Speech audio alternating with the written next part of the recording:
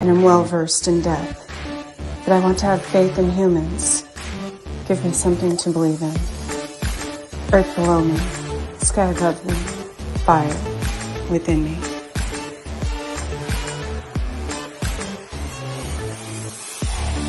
Brought to you by UPRN Network. I'm Trish Mo, and this is The Missing Piece.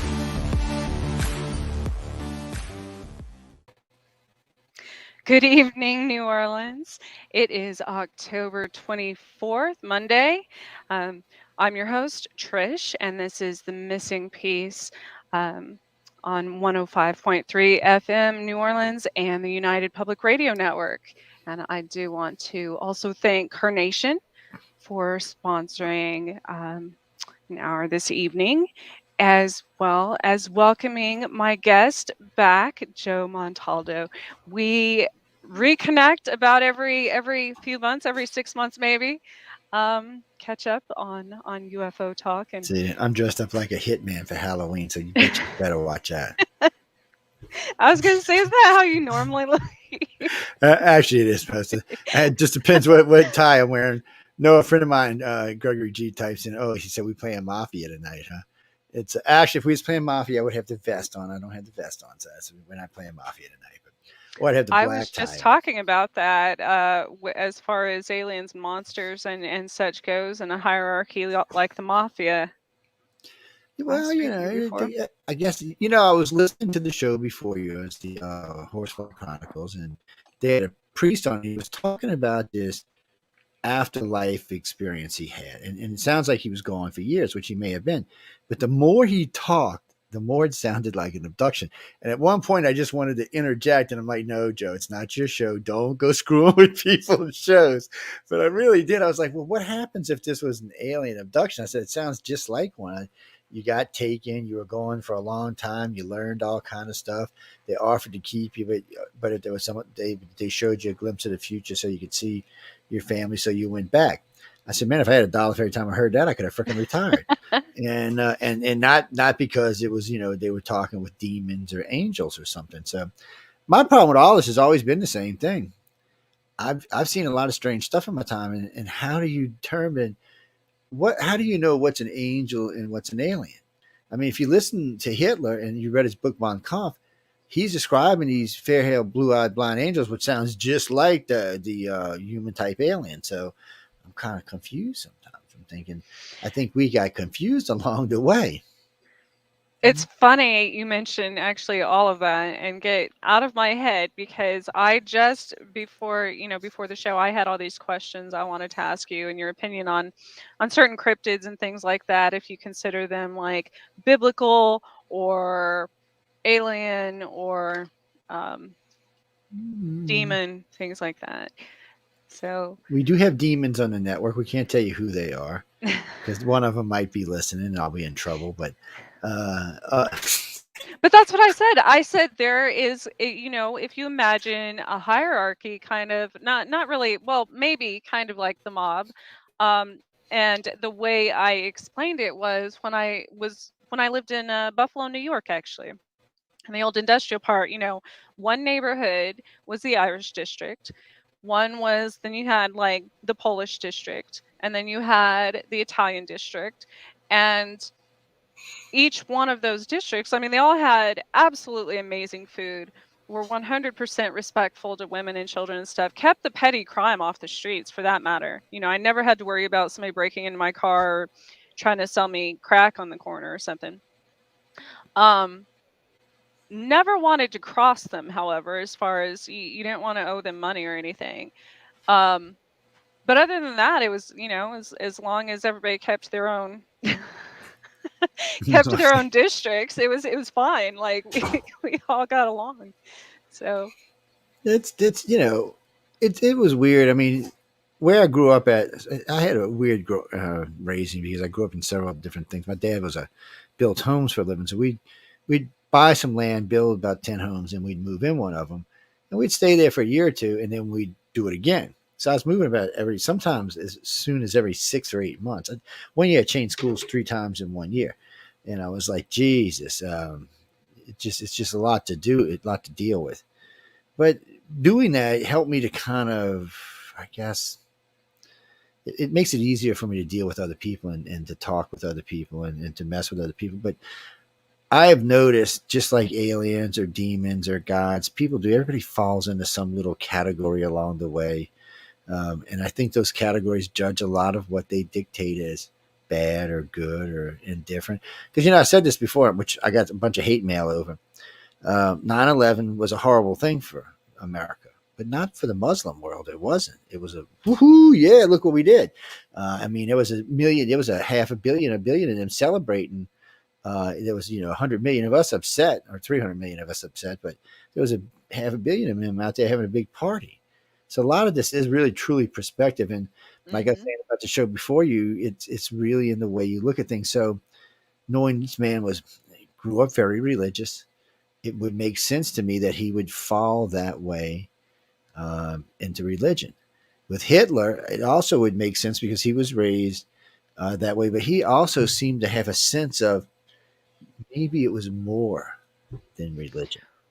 Hitler was very, very different, though. Most people don't realize in his younger years. He You was. would have thought of him as on a very spiritual path and going a completely different route The, than the, he the he problem with actually him ended up is he was taking. brilliant, but he went insane. It's just Hmm. he had brilliant ideas. I mean, he was revolutionizing Germany, but he just somewhere along the line he started believing his own propaganda is what happened, and I think that happens even with Well, everyday what was people. what was the guy behind oh my gosh, what's his name? That did a lot of that led Hitler down a lot of. Oh, I can't. Now you didn't said I'll never You know remember what I'm his talking? name. It Now, wasn't. It yeah, I know who wasn't. you're talking about. It wasn't Stalin. I mean, it wasn't No, it Stalin. wasn't. It was the same.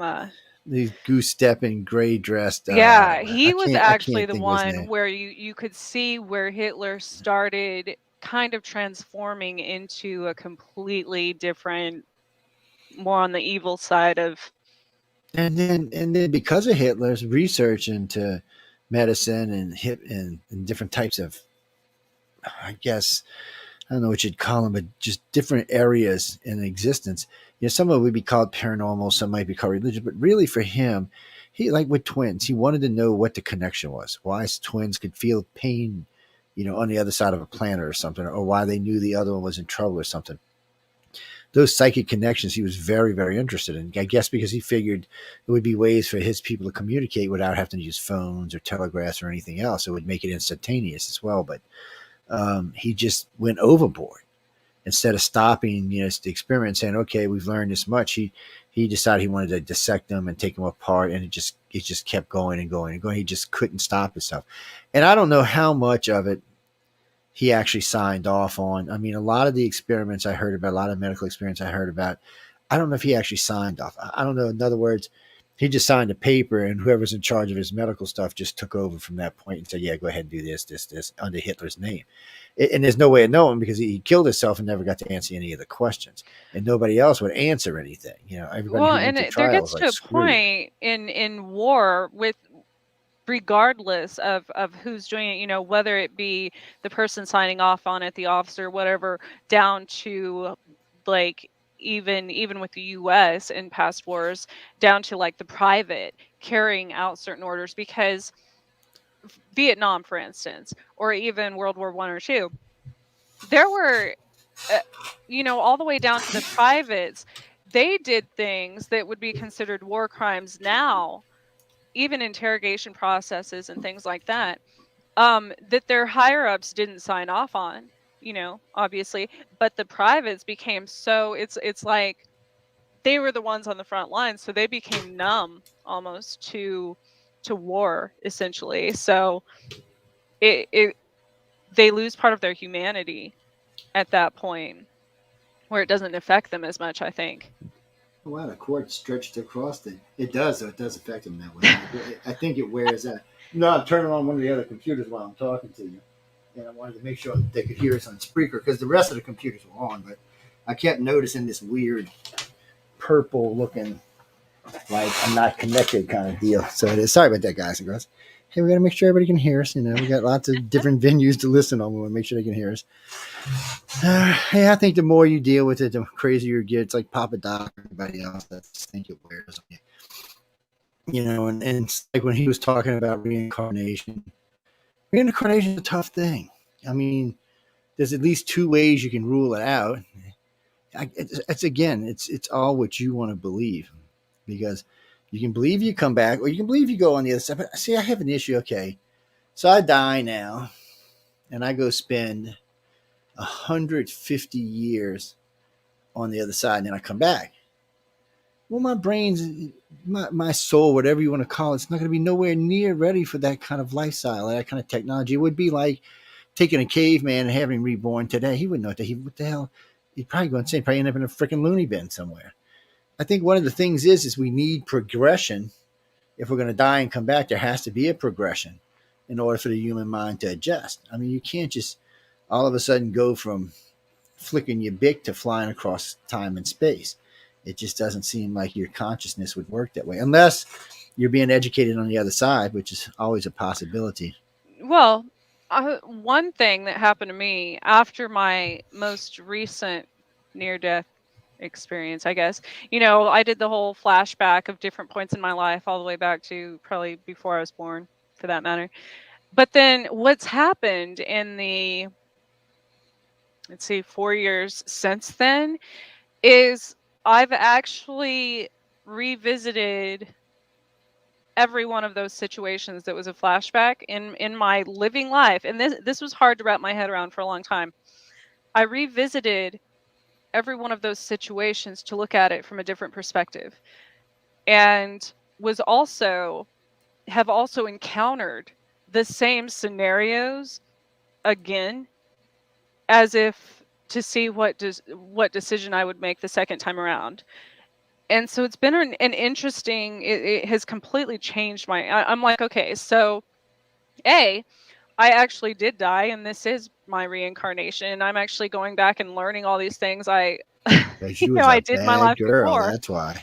And or yes, going back to like the Yes, Egyptian because you was a theory. bad girl, or a bad Well, boy, more than likely a bad girl, well, though. I don't think in this lifetime I was. I do know that I am serving. Like I'm pretty sure I was a German scientist in a previous lifetime, which would probably, going back to the Hitler thing, cause me to serve a lot of karma in this lifetime, because I haven't been bad. And I haven't. It's like in this lifetime, even the thought, even if I think about doing something wrong, I mean, I'm hit with like instant karma, like you wouldn't believe, immediately. So I can't even think about doing something wrong without getting in trouble for it in this lifetime, which makes me think that I was really bad in previous lifetimes. But it's changed my perspective on the whole reincarnation thing, and now studying Egyptian theories on that. They believe that your um your personality, which goes along with ET's perspective, I guess. Your personality stays with your shell of a body, and they call it your spark. Your soul goes and travels the universe. So if that's correct, then we're all dead, and our personalities are just on Earth, right? And that means that your soul could be doing all your work out in Mm. the ether, out in the universe. It's So it's it's weird for me. A lot of times, I feel like I'm going backwards. So it's like it's Benjamin just Button. well, it's just when it's like technologies, or things that people don't. All right, so we'll be talking. Sometimes I'll be talking to friends or the wife or somebody, and we'll be talking. I'm like, some things to me are just common sense, but for some reason, the majority of the world can't figure it out. It takes all kind of bullshit and hurricane and Yes. blows up and killing before they figure it out. And I just don't understand, because I mean, some of it's common sense, and then some of the technologies to me feel dated. Like Yes. they should be faster. They should be a little different. Definitely should be flying vehicles in the air, and it just feels different to me. And I was talking to a friend of mine about one time. He's like, and then I'll describe stuff, and then 10 years later, you'll see something along those lines. He's like, "What the hell?" I said, "I don't know, dude." I said, "Obviously, I was really bad." And they said, "You know what? You're going backwards, you bastard, because you're going to start from the beginning and fix this shit." Yes. I was like, "Well, what could I do?" And then sometimes I feel like maybe it is the past, and I was really, really, really bad, and they're just screwing with me. Um, because a friend of mine goes, he said, "With that ego, you must have been pretty bad." I said, "But I didn't have that ego when I was young. I was Yeah. actually very shy when I was young. You know, a friend of mine, I remember when I was about 35, 36, when I got into radio, he's like, wow, he said, you've changed so much. He said, you didn't even like to talk to people. He said, now you're on the radio talking to everybody. He said, I don't know. And he said, it's true though. It's weird. Well, people change. It is true. I do have friends that haven't changed at all that are now in their early 50s or late 40s. And, I have family members that are in their, almost 80s that haven't changed. But mm, again, I think that has to do with each individual's, um, whether they choose oh, to or not. my favorite psychic told me I was a vampire for 4,000 years. And she said, you were a very bad vampire. They stabbed your ass, killed you. She said, you're just now coming back. I'm like, what? I said, yeah, they wouldn't even let you come back for like 1,000 years. I'm like, what the hell are you talking about? She said, you were Yeah. bad. That's all. She said, you see this reading? She said, you was a bad vampire. I was like, wait, them I stinking had ass dreams of that humans. too. I had dreams of being a vampire. I had dreams of being a witch. I had dreams of being burnt at the stake, like almost That means literally that every would have been, and that lifetime. would have been probably in Europe if that happened. There weren't many people burned at the stake in the Americas. I mean, literally, like I had dreams of medieval times and being in battles and all kinds of stuff. So I know that, especially being a Well, redhead, I've probably been here since well, the because beginning of time. like the Welsh, the Welsh, the Scots, the Irish, all of them, they were all probably descendants of Vikings. All along Yeah, those areas, like there in England, all through there along the coastal villages, they were probably. And somebody the other day said, "Why do you know that?" I said, "Because they used to rape and pillage." I said, "So I'm pretty sure a lot of those descendants are descendants of Vikings." And they said, I said they even kind of got that kind of look about them. But and yet, to be honest, the Welsh and Scots were crazy, still are crazy for that matter. I mean, they just got yeah. bad tempers. Who said that about Native Americans? I don't know. Some Native Americans are very agrarian, and some Native Americans got bad tempers, but some are very agrarian. And they don't But want to see, I've fight. got the native background. I've got the Irish and Scottish. So I've got the Celts. And then I've also got the African. So I'm like all three.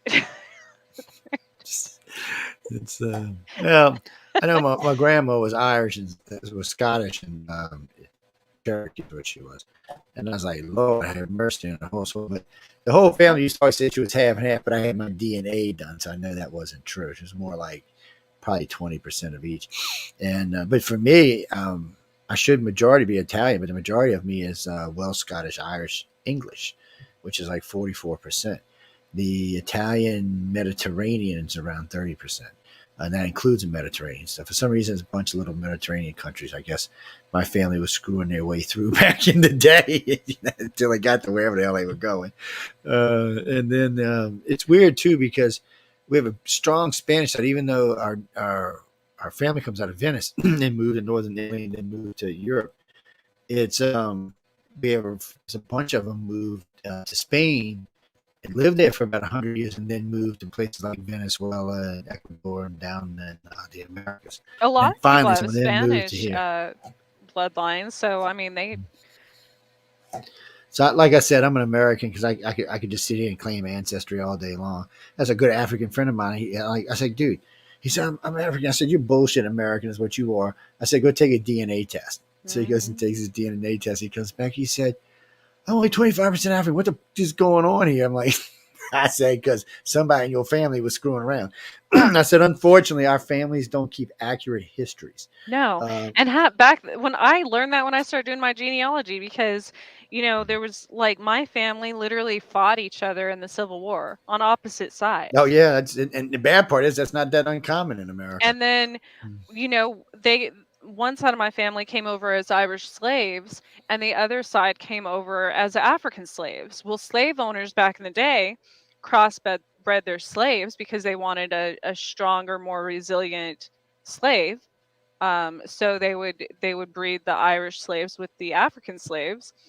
And so then, somewhere in my family history, there was and nobody talked about this. Nobody knew this. And here I was reading the census, for years, the which said um dark skinned or things like that. And I'm like, oh, Yeah, what was I a oh. throwback? What's going on here, man? Somebody's a throwback. Somebody's It's lying about something. yeah, And somebody's lying. so So I figured out that, and they were both slaves, just half from Ireland, half from Africa, and they did, Well, fight for their freedom. As far as in the wars and the Civil War, you could buy your freedom by fighting for it, I guess, back then. you could, and And not people don't realize it because we always talk about slaves and we always thought in as America because we always that's where slaves pretty much ended for the most of the world, but everybody forgets the Romans and the Greeks, and not just them, oh the yeah. Persians all had huge slaves. So let me explain this to you people. It wasn't no race on this planet safe. It didn't matter. The Greeks and the Romans Mm, didn't care what color you were. If you weren't Greek or Roman, you was a freaking slave. It's just the way it worked. When you look at all those arena fights, you don't see Africans them portraying Africans in there. Those are all white people. It's yeah. people just forget sometimes that it's not. It's you get locked and focused on one thing, but when you look at the whole world, it's not actually what's going on. The job is just to get it out of the place. What do you mean aliens? What alien support slavery? Okay, if you say so. What alien support slavery? I want to know what group of aliens is so I can tell them not to abduct me. Oh Lord, y'all are Cinderella, smart. one of the original stories of Cinderella was based on princess who was in from Egypt, and she fled when her kingdom was overran, and she would have become a slave, and she fled. And a prince from another country, ended up discovering, finding her, rescuing her, and she became the first high queen of Ireland and Scotland.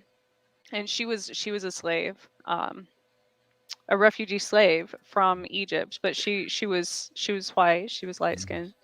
So I have been lately. It's nice to find out that a lot of the pyramid builders weren't slaves. We forever we always were told everybody who built the great pyramids and the great cities were slaves, and then we found out it wasn't true. why people build skyscrapers nowadays, and they're not slaves, they choose Yeah, I to do know. that. It's just They and choose then now to they because lately construct, they've be been found in. architects and construct Yeah, well, things. just recently they found some of the cities that are built on the side of the places where the people used to live that were working there, and they realized they found, ladies and gentlemen, you're going to love this. They found Egyptian porn. Oh yeah, So I've seen that. you've seen that. So in this place where they found this city built on the side of one of the places where they used to work, they used to live and sleep and eat there, and then go to work on whatever pyramid or whatever city they were working on. And in this city, they found this piece of papyrus that was circulated around that is actually Egyptian porn. It's pretty damn graphic Egyptian porn. I got to tell you, when I seen it, I was like, wow, that's as good a porn I've seen today, man. What the hell's going on here? It's funny. It puts them in context with humans alive today. It lets us know that our ancestors were just as perverted as we are, or worse.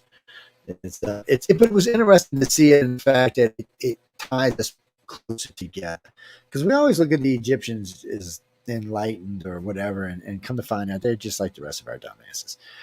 Unfortunately for them, they're just like the rest of Some us. of them were just bigger than us, but I mean that's with I'm anyone, not, even in the U.S. They found the giant skeletons and things like that. oh, I don't want to see no giant porn. Whoever wrote that, I don't want to see that. So just out. I don't even want to think about it. On so many levels, it just could go so wrong. Let's just not go there, people. Uh, There has been so many. I actually, this is a big thing with art museums, and in sculpture work and such. I don't know if they found, I mean, I'm sure they found Egyptian like toys and stuff, but there has been tons of different marble sculptures from Greek and Roman times, found in different And you know what? I areas of noticed the world. most of the anatomically correct Greek and Romans were anatomically correct. They were actually being honest, which was surprising. Most of them were anyway. Some of them were, a little exaggerated. But we won't talk about those. It's there's a lot of marble sculptures still around, still survived all that time. Because a lot of them were stole. Well, they were stolen out of the different temples and brought to rich people's homes and Yeah, kept there and especially handed during down. And wars and invasions yeah, and stuff, a lot of art yeah, was and then stolen. handed down or sold or auctioned or what have you. But they were on there. Carolyn, what are you talking about? Oh, I did say that, Carolyn. I did say there are things that rule out reincarnation. Just whatever you want to believe. All right, real quick, because you're going to change our topic on us. But so So when I do regression therapy or regression hypnosis, or when I do hypnosis in general, I can bring you back to the moment of birth. And when you tell me about the moment of birth, it's the identical description of the moment of death. There's a tunnel, usually with lots of white lights. When you get to the end of it, there's people there who know you and love you, and so. But it's both ways. People say that when they die, that's what they describe, and when you're reborn, that's also what you describe. So there is a good possibility that when you die, you're simply reborn. Whatever available body is open, and it's a good art. That's why people argue. That's why anti-religious people argue against religious people about the soul for abortion, saying that the soul doesn't enter to the moment of birth. Oh, And so, that's just an argument. I'm not saying it's true or not. But don't write to me because I'm not even going I there with you. have a Good, recent discovery, self-discovery, that could argue that actually. good. That's a Because good I've thing. I've always even I've always contemplated whether the soul is incarnated in the body after, like at the time of birth, literally at the time of birth, or also does a C-section affect, because that's like a man-made portal technically, It is you know. it is technically man made. It's weird for me because I used to lay on Linda's belly when Joe was 3 or 4 months old and talk to him. He'd kick me in the head, or he would actually snuggle up to the side of my face or the side of my body, and he would know if it was me if I was laying in bed because he'd actually push his way trying to get up against me. Well, it was mainly for the warmth, but when I would talk to him, he would always respond. So, was that just responsive hearing the voice, or was there actually life there? That's a hard So question. another thing though, I remember, first of all, I spoke a different language when I was born. I spoke some bird language, so clearly I had Not even either. damn ant people language. I wasn't remembering that from after I was born, obviously. Once I was already outside of the womb. I knew that from being in my mother's stomach, of which, obviously my parents spoke English, so but so there's that. But also in the most recent years, being a chimera, however people say it, I realized that, because I had to come to terms with this, and I had to have her come to terms with this as well. I was being haunted by my twin, like quite literally, which makes sense because if I technically, especially in Navajo beliefs, like I technically killed a family member before I was even born. Not on purpose. I mean, I'm sure it was like survival of the fittest or something. I absorbed Mm. my twin, but I was haunted by her all these years. I didn't recognize it until the last few years. But that means that was already a soul, whether or not born, but even as an embryo, which would change what we think about reincarnation altogether. That's the thing, yeah. And I don't know. Reincarnation is strange. I've had quite a few people who's absorbed their twins talk about it took them time to reconcile the difference that they absorb part of the personality. Yeah, Uh, it's so that, but absolutely. that then of course then that suggests that of the baby had a personality before it was born. So it's a see that's why it makes abortion makes such a hard argument because we don't know. If something like if some super being or some alien would come down and say, "Oh no, it has a soul from the moment of conception," then that means every abortion's been a murder. So we don't want to think that. It's a tough one. That's why I stay out of it for the most part. Every now and then I get in the middle of it, but because it's The fun to argue only about. thing, as far as abortion goes, whether you're for it or against it, or what have you, that I have been made to see for whatever reason, over the years, is that it disrupts the balance of the laws of the universe, whether people believe that there is that or not. So essentially, so this even goes back to, people argue this about, you always see ancient stories about sacrificing children to the gods, right? And everybody's like, well, we don't do that now. Well, in some countries they still do, yes. But people say we don't do that now. There's no. nobody sacrifices children to gods anymore. Nobody believes in any of that. Essentially, that's what if there is some law of the universe for these checks and balances, then yes, abortion would fulfill that, right? If those are in It fact would. souls, then you're still Hi, I'm sacrificing Laura Lee. something. I was gonna say, I've been hey. transformed into Laura Lee. What the hell just happened here? All right, people, this is just weird. We're having a serious conversation. I've been transformed into Laura Lee. Laura Lee, I'm going to get your face off because I don't want you to be talking about this conversation because I'm sure this would not be something you would talk about. Let's what the hell happened here? Stop cam, no cam. Oh, there I am. All right. Oh, it did work. I was playing with the Control E button and it actually turned it off. Okay, now I see what happened. So much of this would change this. I just that's why a good friend of mine the other day I did a lecture right after the abortion vote and he's like, how do you manage to stay in the middle and not make everybody hate you? I said because I look at it from a different point of view. I said I'm a guy, so I'm not going to have an abortion, but I might want that child. I said so that makes a different kind of issue altogether. I said, but in the end, I said a woman should always have the right, as long as it's not being used as birth control. I'm fine with abortions. It's just because there's lots of reasons for abortions to exist, but it's unfortunately for me, I know a couple of women that use them. One of them, she's now 37. She's had 6 altogether. Another lady I know who's 40 has had 5. I know 2 other women who's had 4 each. That's birth control. You're using abortion as birth. I have a fundamental problem with that. I just do. And the main reason I have a problem is we don't know who we're killing. It just have been the Well, guy that that's cured right. cancer, That's the another woman thing. that cured AIDS. I mean, of course, it could be the other way around. It could have been the person who's going to, come slit your throat in the middle of the night. But I But also that's know really the problem. I also know people who were adopted at birth who have done amazing things Yes. and helped so many people And in this then there's a lifetime. and then there's another real big problem with the United States. We're almost neutral now. So our death rate is about 1.55 a day. Our birth rate's about 175 a day. Right. So we're I mean, if it We changes haven't anymore, we're going to be been in trouble. yeah, we haven't been we're almost to a point of no return as far as the Yeah, it human is. race. And And with that's including even countries like China, yes, who what people yeah, think it's are because it's changing overpopulated. now a lot. And well, no, Jessica. Yes, that is true. 55 million is what the current estimation is. It went up quite a bit. The last time I had done a show on it, Stephanie and I had it around 26 million, but 55 million is what they're saying how many babies have been aborted in the United States. That's not worldwide. That's just in the U.S. since 1976. It's a lot.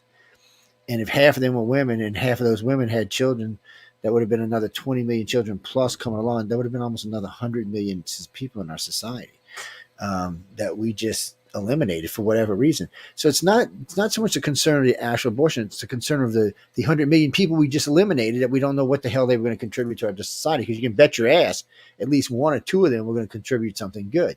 Well, So not it's a only tough thing. that, But you then I don't start want a kid living like crap either because the mom's forced to keep it and she's a or he's whoever. but that might be part of that soul's karma. It And might if you be take that away, then that specific soul might have to wait another who knows a how long time. long Yeah, for another host to and come that's available. true. So And then you it's get into the family karma and that literally follows your DNA yeah, well of that's killing your own family member. Again, well, like the Wendigo and the Well, walkers. a friend of mine the other day was giving me shit. He's like, well, you would have been dead at like 16 or 18 if it wouldn't have been for medical sciences. That's true.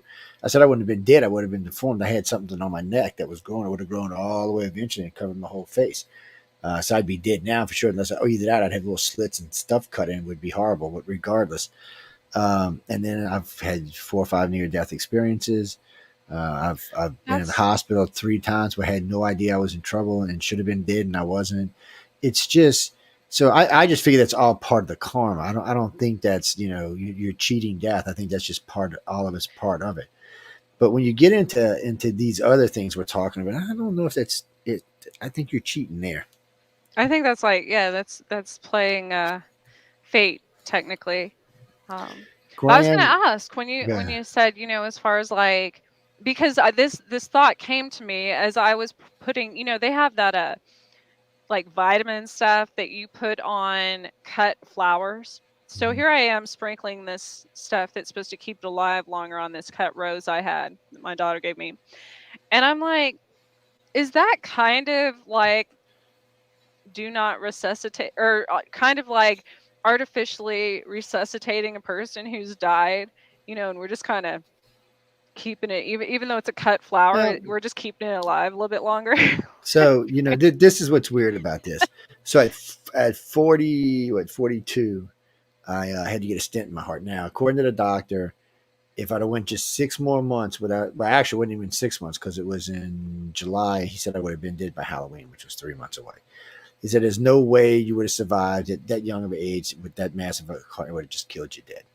So the point being, and since then, it's been quite a few years since then, 12 years or something. And I've affected a lot of people's lives in that 12 years. So if I'm cheating karma, then not only did I cheat karma, but I screwed all these other people up along the line just because I cheated karma. But I wouldn't have been the one that cheated anyway. It would have been the doctor. So I really think it must be part of it because, one, it made me look at my life differently. It made Yeah. not just me look at my life differently. It made a lot of my friends who always looked at me as immortal think, "Oh shit, he's not actually immortal." And it even made my son look differently because he was like, "Dad, I never thought about you dying." It's like, well, you should always think about that somewhere along the line. But I've affected a lot of people, and the station alone's affected millions of people. Uh, Yeah. and if I wasn't meant to do that, then they shouldn't have saved me because God knows whose life I changed along the way, I for was good gonna, or even bad. if you only affected one person, I told you that a long time ago, then that one person could go out and affect millions themselves as well. But It I've taken takes it to a one new level. acorn to seed an entire forest. I take So 14 to 20 live hosts every year and put them out there and let them talk. And then I take 40 or 50 that's true. syndicated hosts and put them out there and Crazy just say, people like myself so, too. so, I'm affected a lot of people's karma and stuff, directly or indirectly. But first, I'm always going to be a big proponent of free speech. So, and that's why I'm suing YouTube yet again. Yes, they said that they gave us a nasty thing about monetization. I was like, really? I said, we're going to sue the crap out of y'all just for saying that. They're applying that all of our archives are evil. I was like, wow, Evil. just bad in general. I'll have to show it to you on this one of these afternoons. Huh. It's Evil. just when I sent it to the lawyer, he just started laughing. He said, "They really sent you this?" I said, "Here's the whole context. I'll give you the whole page." So I screenshotted in the page. He's like, "What are they? What, they got 12-year-olds running this place?" He said, "That's why you got money last time, Joe." He said, "These people are ignorant." He said, "I can't even believe they would even send you something like this." He said they should have used a different excuse than this. He said it was just retardism, but no. Oh, and the other one, Jessica. Well, there's the other problem. It's called the multiverse. So Joe exists 100 trillion times. Just this Joe right here exists 100 trillion times. Well, it's not exactly me. It's me in another universe. He But gets around. what happens when we all die? Do we snap back to one Joe with infinite knowledge? Because we've experienced. Remember, the Joe in the next universe over is experiencing things a little bit differently than I. He might be more famous. He might be less famous. He might not even be doing radio. He might have 10 kids, 10 wives. No telling. No harem. Might be gay. There's just no way of knowing. But the way it works is you're supposed to experience both everything on both sides of the spectrum, both good and bad. Um, and then all of that information is pulled back to one person at one time. So how do you go insane when that happens? Or do you go dark side? Do you go good side? I mean, you got to wonder. But if it is true, if we do exist in that many other universes, and we're all going to die eventually, and our souls are going to probably, instead of having 1 trillion Joes in heaven or hell, it'd be best just to have one. Because I mean, a trillion to me could be really fucking nightmare. Let's just be honest about it. Um, so I would imagine it would snap back to one being. I would imagine. So then, So what do you need reincarnation for? That's the point, though. If that's true, you don't need reincarnation because you've just experienced everything you possibly can, basically in one lifetime. well, Yeah, I know it's confusing. I thought about this when I went on this investigation last year, and I picked up the guest book and just randomly flipped to a page. and there was a person that had signed it, that said, I downloaded this ghost app last night and tried and blah, blah, blah. I did the same thing. I had never used any type of tools investigating. This was like strictly because I'm a medium. I don't really need tools, but this was strictly experimental. But I had done that same thing that it said in the guest book the night before. And the person that signed its name was Trisha. And I'm like, well, that's ironic. And I flipped straight to that page, right? So I flipped the book again back like 2 years to another person named Trisha that said the same thing. And I'm like, so am I revisiting this place and just forget I'm actually doing it and do the same thing every time, which is insanity because I'm reliving the same things all the It's time probably over and no. over. It could be Or is you. it different me It visiting the could same place it could and be doing the same thing? it could be a different you doing the same place, Or is it a different or person altogether? it could be some kind of other thing trying to tell you something because it's a bunch of. Wait, who said that? People, I'm not your father. I will cut you know what's off. Okay, do not screw with me. Hey, I will your ass is what will happen here. It's reason I got this out real short, quick. We're giving these away. I gave away Kylo Ren's last night, which is worth about $700. This one's going to be given away in a couple weeks. This is just an ordinary, nothing special lightsaber.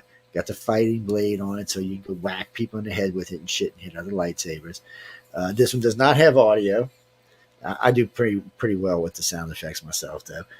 It'll be given away. We're also going to be giving away Luke Skywalker's, two of Obi-Wan Kenobi's, one of Ray's, whatever her name is, and then another one.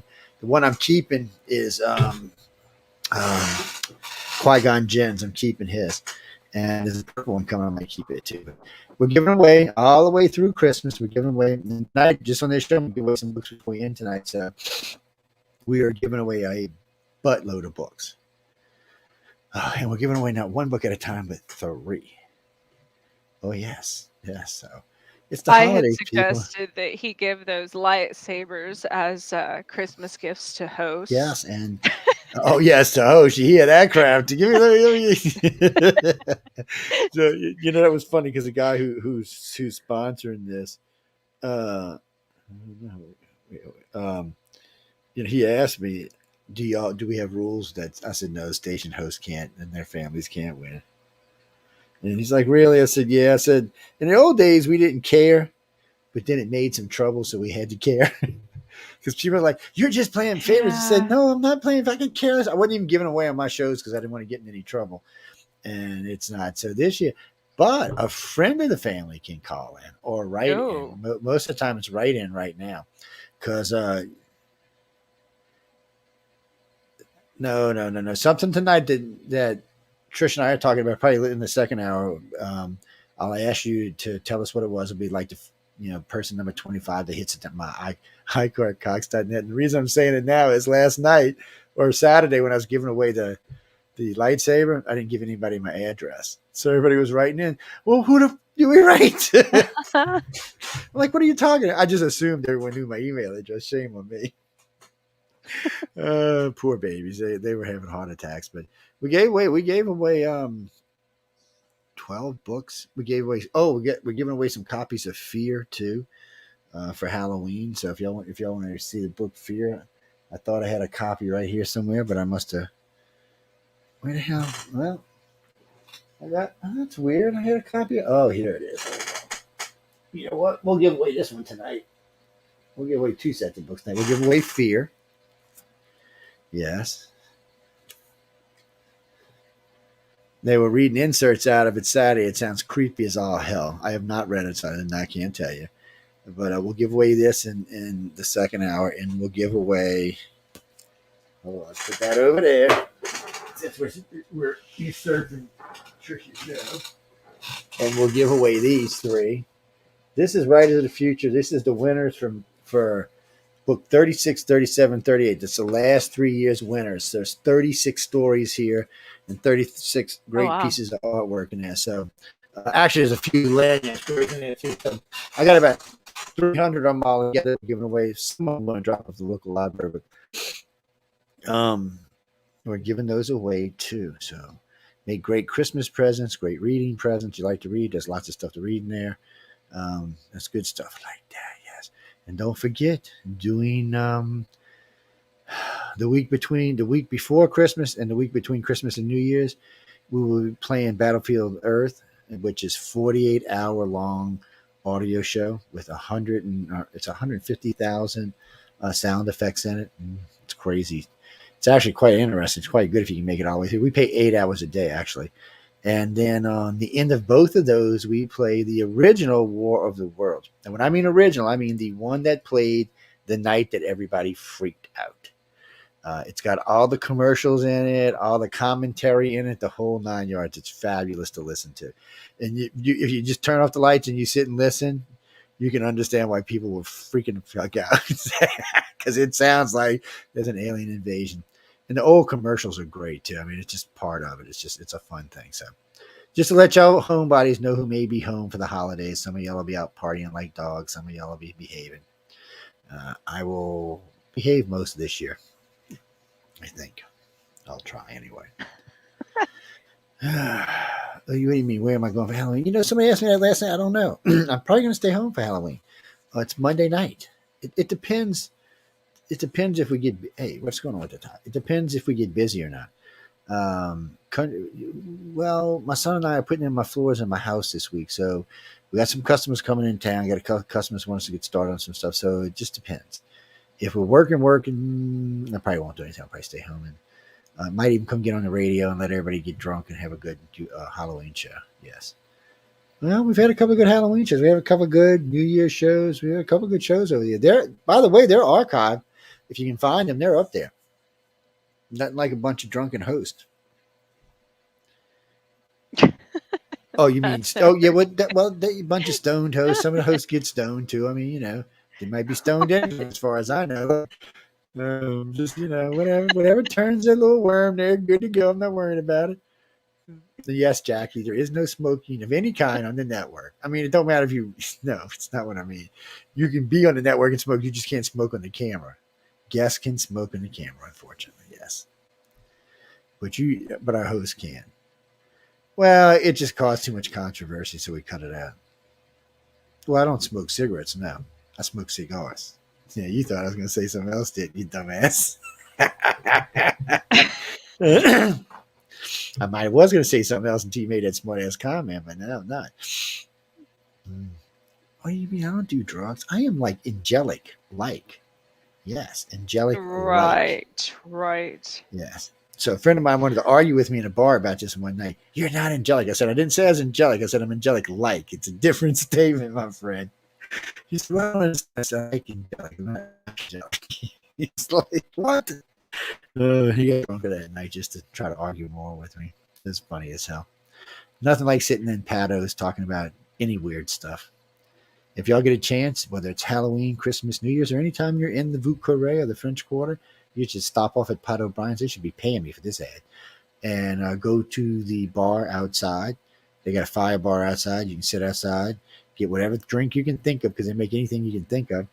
You can sit next to the fire bar, enjoy the beautiful night sky in the French Quarter, watch the people move around. If you're hungry, they got food. So, so it's a nice place to hang out. It's because the ambiance of the place, people tend to talk about weird stuff, especially if they're named Trish. Oh, yes.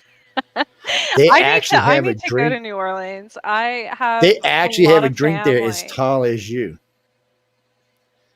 They got a hurricane. Well, it's taller. It's not as tall as you, but still, they got a hurricane there. It's so they bring this drink out. It's about this big around, and it's about 3.5 foot tall. And they set it on a table. And they put umpteen million straws out of it.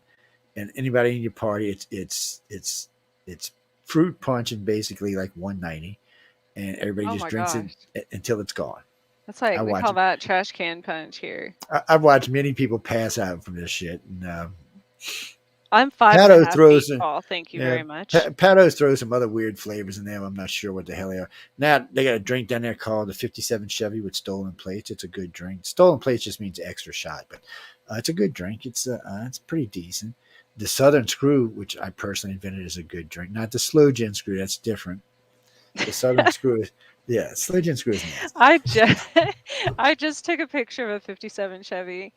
today. I mean, maybe it probably had stolen plates. I don't know. Oh, see, there you For go. that matter. It's oh no, people, any outcome. But you know what's nice too? Patos is haunted as all get out. That's hard to tell when the club is going because there's 6 bars in the place and 2 restaurants. So it's too much turmoil to really pay attention. And drinks flying or things getting knocked over are just they just say drunk people are doing them. But the staff will tell you when everybody's going, the place is all haunted, all get out. The fire will start and go off, come on by itself. Glasses will fall. From the counter will get put up. It's just weird shit. The one guy said he sat there and watched him putting hurricane glasses up for him one night. So he asked he said, well, Mr. Ghost, is there anything I can do for you? Something I could leave out here for you, And there's one place in there they leave a rag with a 50-cent piece on it, and something comes and gets the rag and cleans the bar and keeps the 50-cent piece. Where'd your face? Your face left again. I know. Laura Lee, you're cute, baby. But you're not as cute as me. What can I say? It's what the hell's going on here? I hit something. Oh, there I am. Okay. I think my hand hit the camera line when we were coming in. Whoever said that, New Orleans very haunted, but it's a little condensed now. Katrina kind of condensed everything. Um, the whole area, not just the city, got covered in salt water. Some places as deep as 10 feet. And a lot of it, and it stayed for several days. Actually, it stayed for a couple of weeks. So anything in those areas that were flooded, that were ghostified, either left, was destroyed, or pushed its way back to the city. Because the city is above sea level, it didn't flood. I mean, it flooded, but not like that. So, and a lot of people said that they feel that the hotels and the old quarters and stuff like that, the old apartment complexes, when I say complexes, it's like the whole street's like a duplex, and then they got beautiful patios in the back. But they say they're all haunted as all get out right now. I sent that. So I sent you a map, and because I don't know how to send it from my phone to myself to display it, but you brought up a good point about the places in Katrina that's flooded and stuff. So that came out of a book one day that I had that I didn't know I had. And it was specifically about regarding the Georgia Guidestones, talking about the places that will be safe in the future and the places that won't be. And your area will not be safe. No, my area will be under got umpteen feet of water. Right. But the same with Florida, and I don't know if you can display that or not, but like where am I on this computer? Let's see. The whole part of California, all the way to almost the Rockies. That's crazy. But obviously, all through the middle of the United States, Texas, upper Northeast. Here's I'm trying to find it on one of the things. It came over my phone first. I'm trying to find it over here on one of the Instagram or Facebook pages. Invited you to encounters. Man, I'm a member of too many groups now. Jesus, people. I have lost track of how many groups I'm actually part of. Okay, let's see if we can do it like this. And then let's see if we can do it like this. Like this. And then like this. Then like that, not like that, like this. Is this the one I'm looking for? Nope, is this the one I'm looking for? Oh, wait, why didn't it come up? All right, thing, you're being aggravated now. Let's try that again. Obviously, I got the wrong thing. Let's see. All right, we're not giving Trish no more drugs, y'all. She's on something better than that. I'm not on enough is what the problem is. She's just on more. That's all it is. No, I haven't taken my drugs today, actually. I haven't taken my drugs yet. That's never a good sign. That's never good. Maybe that's the problem, huh? Okay, let's try this again. Stop camera. Present. Share the screen. Yes. There it is. Okay. No, I don't want to share the whole damn screen. There we go. It's just all right. Picture. There we go.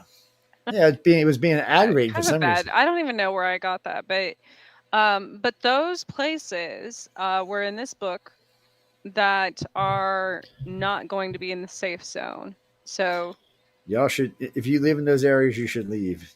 See, my house is above the ground.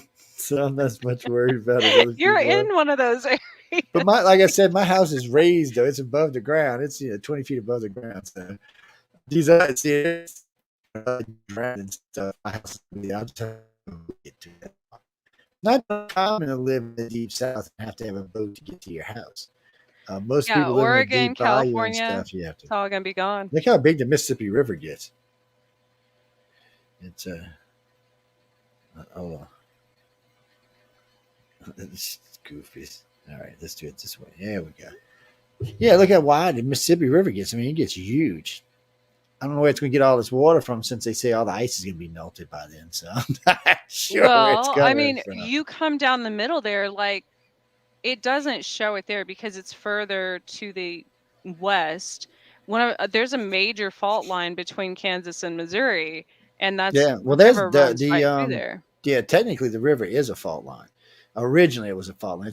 But see, on that It's side, moved it closer to shows, you.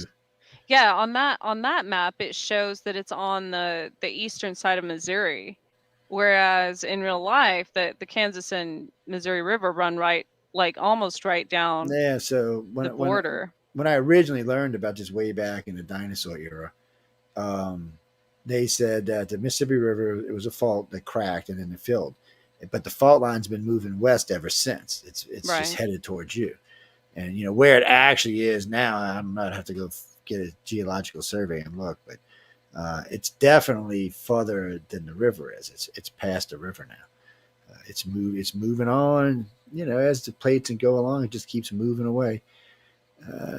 What do you mean, Gene? No, I can live there. Look, no, the blue's just the bottom of the map. That's not. That don't mean you can't live. It's the purple you got to be worried about. No, the blue's the trace of the map, Goofus. No, no, it's not. That don't mean anything. Anyway, it's the purple you got to be worried about. And you see, well, it depends. See I think where the the blue. blue's water. Well, no, it's the edge of the map. See, look over here. You see right Well, here? right. That's just the edge of the water. That's all it is just the edge. The purple, see, there's no purple where I live. I live right there. Well, technically, That's that all was gonna be purple. purple. What are you talking about? Technically, I live right there. See that little dot right there? That's Bay St. Louis, and right there is my house. Yeah, people see. Yeah, people don't believe me when I tell them I almost live in the Gulf. That's my house right there, people. Right there. There's a little bayou right here, and then there's a Gulf of Mexico, and that's right where the hell I live. Yes, I know. I'm crazy. What can I say? I was here for Zeta when the hurricane ripped my roof off and had 8 foot of water under my house. It's weird. Mm. So Janine, where are you writing from, Janine? I seen you. Oh, okay, yeah, you did New York. I remember. So you want to believe in reincarnation? Well, that's fine. You can believe in reincarnation. Yeah, there ain't nothing wrong with that. You believe whatever you want, really. I say this all the time to people. Whatever makes you feel as snug as a bug in a rug is what you should believe. It's only Yeah. people who did bad things like Joe that had to sit Yes, out, were in timeout unfortunately. for about 1,000 years. Yes. I don't know what So I did last time. I was just bad to the bone, people. that picture specifically, 200 wives, 1,800 children. I don't know. It was bad. What can I tell you? I can only imagine, I swear. Wait. Oh, okay. 10,000 grandchildren. I'm just reading what somebody's writing. 10,000 grandchildren. Jesus. How many great grandchildren? Like 100,000? No wonder I had to. So the next picture I sent you goes back to, so this has been kind of something that I've had tons of people ask about, tons, not that picture specifically, but that picture I took on a day. So there's certain days, there's like portal days, where UFOs and such can travel easier, I guess, or I don't know, whatever happens with them. But that day specifically, went out to my vehicle in the morning, and there was a dead bat, right outside my door. So a Blood few things sucking come to mind. biatch. Right, few things come to mind. In the witches world, you're like, oh, well, that's not a good sign. But also, nothing had bothered it. No bats and things. Nothing had eaten this bat. It just literally was dead right in front of my door of my vehicle. And so the second thing that comes to mind is that there was some type of, bats use sonar to navigate and things like that. So that was the second thing that came to mind, that something like sonic or sonar related affected this bat to that killed it. And then I look up in the sky, right? And obviously I can see these things, but not everybody can see through all the cloaking things and such. There's like, why is it orange all of a sudden again behind my head? Do you see that? It is orange behind your head. They're Anyway, coming for it, so people. If she disappears for a little while, you know uh, what happens. because I'm not supposed to talk about that. So I'm like, how could I prove this? Because I can see it, but how can other people see this? So there's this app that's for blind people, correct? That will show you an object. Well, if you point your phone at anything, it will tell you what that object is, basically. So I use that because I'm like, okay, well, even a normal person would see that there's like a blur in the clouds and a gray spot that's not like the other parts of the clouds, right? Anybody could see that. That's not something special with me. That's like anybody could see that. So I point my phone at it and then it says boat. And I'm like, well, that's kind of the same as a ship, right? What's wrong with you? I'm just listening. Anyways, after that day, specifically after that day, that was on, I want to say September like 5th, 6th, maybe. I don't know. A week later, all hell broke loose in Kansas and most parts of the Midwest, actually. And when I say all hell broke loose, I mean we had a mass shooting threat in Oklahoma City, Topeka, Wichita, Kansas City. Um, it was like 5 different schools. And aside from that, there was a huge outbreak of crime everywhere. And you could even see on, people caught crime on their like little ring cameras. And you could actually see orbs and entities flying off from a person that was like stealing or beating someone up or whatever. So I know and I see the pattern in these things.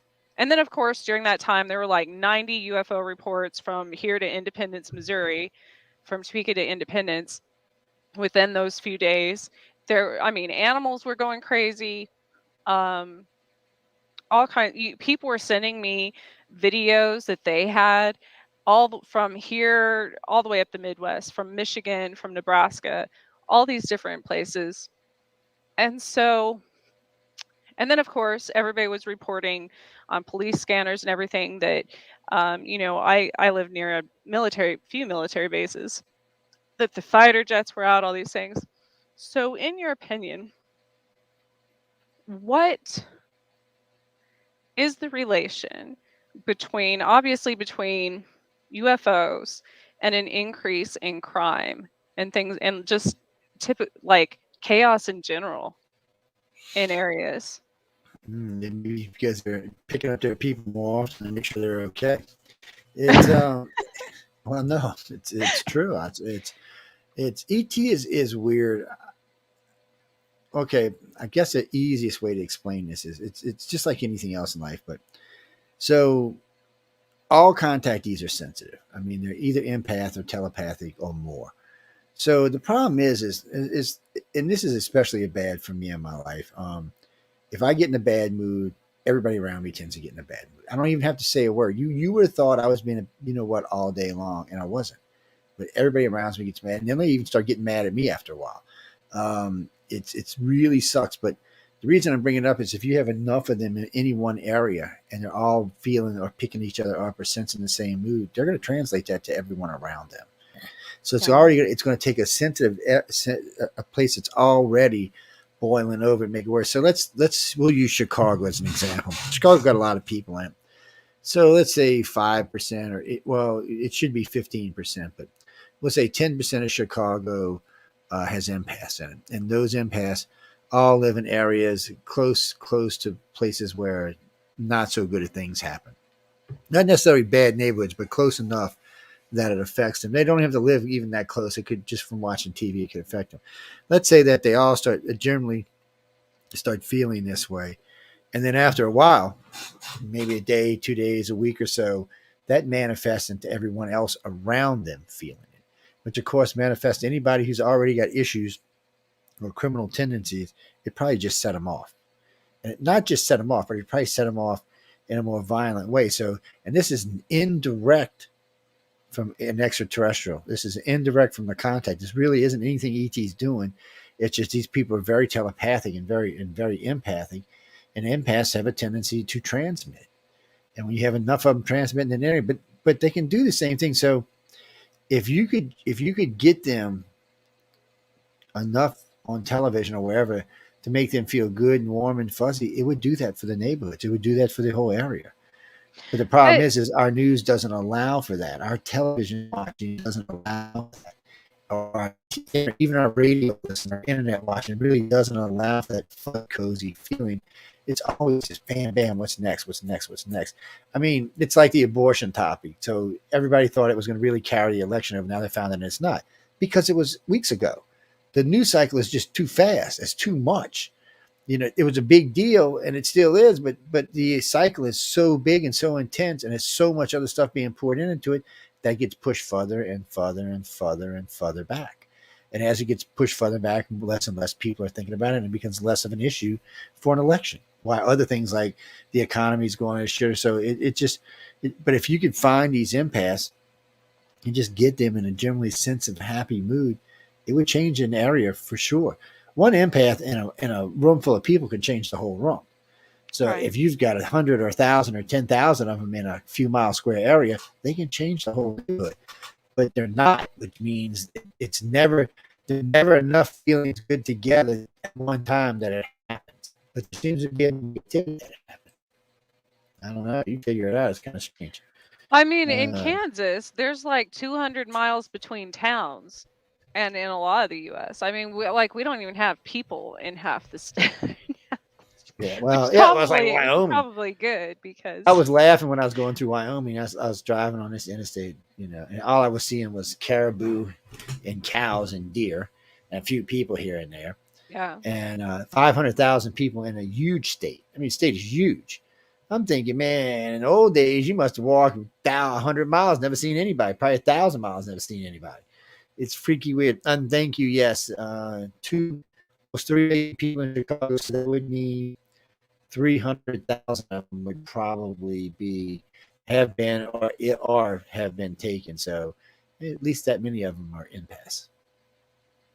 Yeah, so that would make a big difference. 300,000 impasse thinking the same thing. It would make a big difference. I don't And watch eventually the it might. news specifically. I don't watch the news, and I'm very rarely paying attention to social media because I know how important it is to control your emotion, things like By the way, I love this sex workers across the galaxy picture. This shit is just freaking hilarious. that's actually is that the star the Yeah, book? let me show everybody. Hold on. That's by I had him on my show, the author of that, Brad Goss.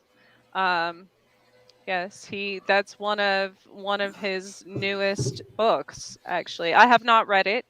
This has got to But be I'm sure hilarious. you can find him. Yeah, you can find him. He does and he has little jingles to all of his books, little songs too. Well, there y'all go, people. See, On TikTok, yeah. he's addressing the sex workers across the galaxy for everybody. It's just fair, like it should be. They need a voice too. I'm sure they don't have a voice. Yeah, This because chick I over here, asked him when he was on my show if he had any extraterrestrial books out. He said not yet, and so this I was. already had a thing for Leela. Now we got a green-headed one. So that's I don't know what to tell you. And I got a tail. I don't know what to tell y'all, man. It's too much. I better. Oh, that's just too much. I better turn that off. There might be some children watching or something. We can't have that.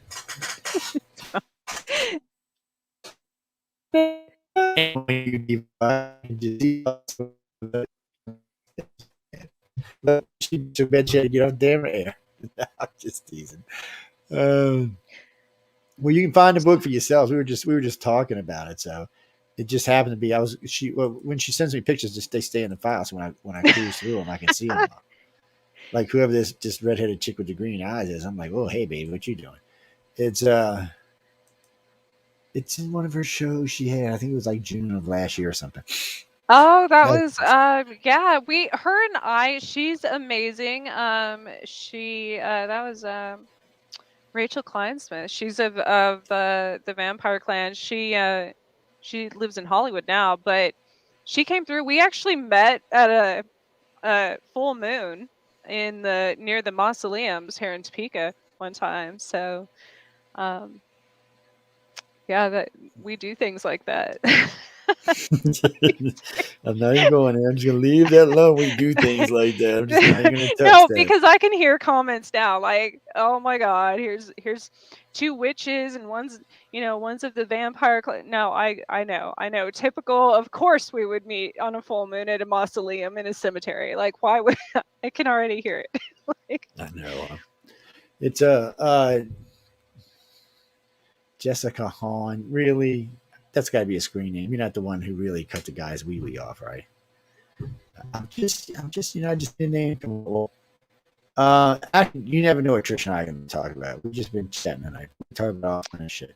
yeah, Well, we actually, some of the better conversations you missed when she used to host for Chasing Prophecy, we would talk after the show. That's why she's a host on the network. Yes. What? Just ask a question. You know, you can go to, yeah, UFO Paranormal is open, so you can go in and pop out the chat room if you want to. And do I have the comments open? Yeah, I have it open. What do you mean? God doesn't allow for reincarnation. Okay, that's a see. That's what we were talking about earlier. That's a personal belief thing. Well, I don't know. I haven't met God personally in this lifetime, so I can't say, well, God, do you allow for reincarnation? He or she or it might take a dim view of that kind of crap. Well, what do you mean you don't know that, Joe? Well, I don't want to be doing that. no, Well, no. because I don't know who God is. Okay, I was raised thinking God was Guy. But, Joe's gonna get there's no struck by real. lightning. I know. Easy, easy there. Oh, all right. Are we behaving us? I'm beginning to wonder if this computer's like trying to get itself on the wireless sometimes. Because every now and then I see a wireless thing come up. I'm thinking, what the hell? You're not wireless. You're a hardwired computer. We'll have to check in that tomorrow. Aliens are pregnant. I'm sure they can get pregnant. I mean, what are some of these comments coming tonight? Y'all are in drugs. Um, oh, Oh, you good? Good. I was going to answer them. Good. no, go ahead. To Glinda, is that you like Glinda the bad witch, Glinda the good witch, Glinda the bitch? Okay, that works for me. I'm whatever, whatever. No, actually, I've always considered the Isle of the British Isle as a control study for the aliens because for some reason, most of our cases there are what I call alien abduction 101. And most of the people from those cases are still angry. Whereas in other countries, people start out angry but tend to move to a different, the ones that stay with the aliens tend to move to a different feeling. They're not, usually after the early 30s, they're not angry anymore. Yeah, I But started out angry. yeah, and in Probably. England, and still there is some still anger there, but in England, it's like those stories you used to hear in the '60s and '70s. It still happens like that, and I think ET uses them as a control group against everybody else because it's still abduction 101 there, whereas the rest of the world seems to have moved on. I don't know. I think it has a lot to do with religion too, because when I was more religious, I was very angry at being abducted. Um, You should be. You should be now when they're taking your damn kids. It's well, see no, that's the thing because because people get so pissed, and you should be pissed, people. They just took but your kids and did whatever they wanted to, and then no, brought them back and said, I "Well, get screw you, bitch." more irritated about like the mill abductions because Well, that's other yeah, humans that. doing it, Mhm. and that pisses me off a lot. But as far as aliens, I'm like, okay, I explain this to people. I'm like, it's like the circle of life. You watch The Lion King, like they're all living in their own little biosphere there, technically. They know the lion can eat them and probably will at the end of the day. But it's like in Kansas, with farmers and stuff. Can't it the same with aliens, right? Like if I'm raising a cow I want that cow to have a good life. I want to raise it humanely. I want it to be out in the pasture and be taken care of and fed well and all of that. I don't agree with big slaughterhouses and things like. I want my cow to be raised humanely, but at the end of the day, it's going to be eaten. Mm-hmm. It knows that, I know that, everybody knows that. At the same time, I don't want the neighbor down the road abusing my cow. So I'm not going to let that happen because it's my cow. I want it to have a good life. And I kind of view aliens as that way. Like when something else started abusing me as being like abducting me, I think something else came in and was like, "Hey, that's our cow. Like Trisha's our cow. We want her to have a good life." I mean, essentially, yes, I'm going to be eaten at the end of the day, but for the time being, um, you know, Well, I'm very high in cholesterol, so the aliens don't want to eat my ass. They I have a lot of tattoos, so they'll probably poison themselves. So no, that's a good kind of eat. That is, yeah. No, Christopher.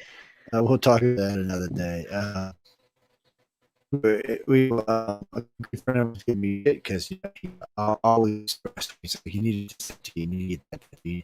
I said, dude, I can't. My personality changes too much. I said, I'm just not like a normal person. I realized that when I was 19, because I was going to go get some tattoos. I was in the Navy. I was going to get two, one on each chest, and I really liked them. And I got drunk, and then I realized that I didn't like them. Or actually, I got drunk and I realized I wasn't going to like them when I was 30. And what was funny was when I hit 30, I was glad I didn't get them because I wasn't going to like them. It was just, it's my personality changed too much. So recently I had gotten one, and it's funny. At this age, it doesn't really matter what I get because I got 20 or 30 years left on the damn planet anyway. So it's, but it's strange how many people just automatically draw a negative connotation to them. So it's different for me because my dad was a merchant marine, so he had tattoos on his arms. Over the years, different employees and friends of mine have had tattoos, so I never really looked at them as anything other than what they are. I never really looked at them unless they were like a piece of artwork, or if it was something stupid like let me put Jessica's name, Donna's name, Ginny's name down the list on my arm. Any of my friends that did, I instantly gave shit to them about. I'm like, hey, what are you going to do with that? What are you going to get a list all the way down to your elbow? What the hell is going on here? I said, think about it. But some of them, like my ex business partner Sam, he got a snake on he's got a cobra on his belly, which is hilariously funny. So it just, but you have to be something. It's got to be something that you want, and it's something that you're going to feel comfortable with 20 years after you get the damn thing. You seem to be very comfortable, so it's different for you. And some people aren't, some people aren't. I never understand why it's easier on some, harder on well, others. So, I you think that weirds me out a little bit. I think mine. See, I was shown a lot going all the way back to like Egyptian times. Only royalty was permitted to have tattoos. And the same in a lot of cultures with even like a lot of native tribes. Only the healers or the shamans, things like that, were permitted to have tattoos. But I realized that with every single one of mine, they helped me remember something, either about a previous life or about this life. Um, and having an immune suppressant disease, tattoos have been proven to actually increase your immune system response. For one, scientifically, they've been proven to do that, but also act as like acupuncture, kind of. So almost have a healing effect. Not to mention, a lot of mine have to do with different, like, I don't know. I allow my tattoo artists to use their own to put what a lot of times to do whatever they want, and that ends up being almost a prophecy in itself. Some of them have ended up being like star systems, entire solar systems. And so essentially a lot of mine have ended up being something that led to something I needed to know in this life. So it's like a map that I only know that I'm the only one that knows the Well, key no, to, I guess. as long as you're comfortable and it works for you, that's all that really matters. It's what do you mean, Jessica? Well, no, Also, tattoos can mean things, and they can not mean things. They can just be artwork. They can be anything that the person wants them to be. I'm a Yes. medium too, so I do have protective runes and such, which absolutely work. Whether people Uh, believe that or not, start talking to a few demons and you might. Mike, no, we're not giving away no lightsabers tonight. No. I thought about one. I have one, but it hasn't come in yet. If it would have came, no, I'm not giving away the silver one. It's actually going. It's on a particular night. It's already been scheduled to go somewhere. No, it hasn't been won yet. It's just been scheduled to go somewhere. You can go directly to the company and buy directly from them if you want to. Now, remember, there's a couple of companies that sell lightsabers, and so with this company, one just a normal lightsaber with no sounds runs about $120. If you want the fighting thing, about $130. If you want one with a nice hilt that's pretty fancy, the sound will run you about $250. If you want stars, design right 1 stars, they start at 15. Yes. Well, you want something. You want it to look like Obi-Wan or somebody along the line of Qui-Gon or I can't remember the other guy's name that had the purple one. A lot of people want the purple one. A lot of people want the yellow one, the gold one. Yeah, it's whatever you want. And they all have, but just make sure it's a reputable company because they are expensive. And so you want to get something that you like, something you want to use, and something you can whack your neighbor in the head with. I ambush my stepdaughter with them all the time. She had to go out and buy her mini one just so she could defend herself. Yes, that's just how it works around this house. She comes in. The other day I had the dogs outside. Her dogs growling and snarling. She come out the chicken. I was like, die, bitch! That's your father. Yes, people. I'm strange. What can I say? Um. Well, one of these days we'll get Trish in the city and scare the bejesus out of her. We'll take her out to the swamp, scare the bejesus out of it. So I got a friend. You think I scare that easily? Oh no, but I got a friend of mine come Oh from man, y'all would probably be scared of me. Actually, that's typically what happens. One of my friends who she's never scared of anything. She flies in from France. We bring her down, so she's having a blast. I took her to this place out in Honey Island. She said, you can never come in here again, right? Ever. I'm like, what do you mean? She's like, she was not nice about it either. She was like, you just because what it is more than it is anything else. The place is naturally scary because of where it's at. And if you're not familiar with the area and you're sitting there, first off, you're under really pretty sky, it's starlit sky, but you're in the middle of a swamp. You're 12 miles back in this swamp. You're actually on NASA territory, which makes it even worse. So you done snuck into a NASA military facility and you're 12 miles in the swamp. I'd be You can like, actually, well, Thelma, I guess we're going over. so you can actually hear machinery and stuff going on. You'll see weird shit flying through the skies and stuff. It's really crazy back there. But then occasionally, you'll hear an alligator start growling, or a massive group of like 100 hogs comes walking by, is snorkeling, making all kind of shit. We've actually seen fawns drop back there. We've actually seen some really cool stuff. We also seen some really scary stuff. Or we stand in the trail.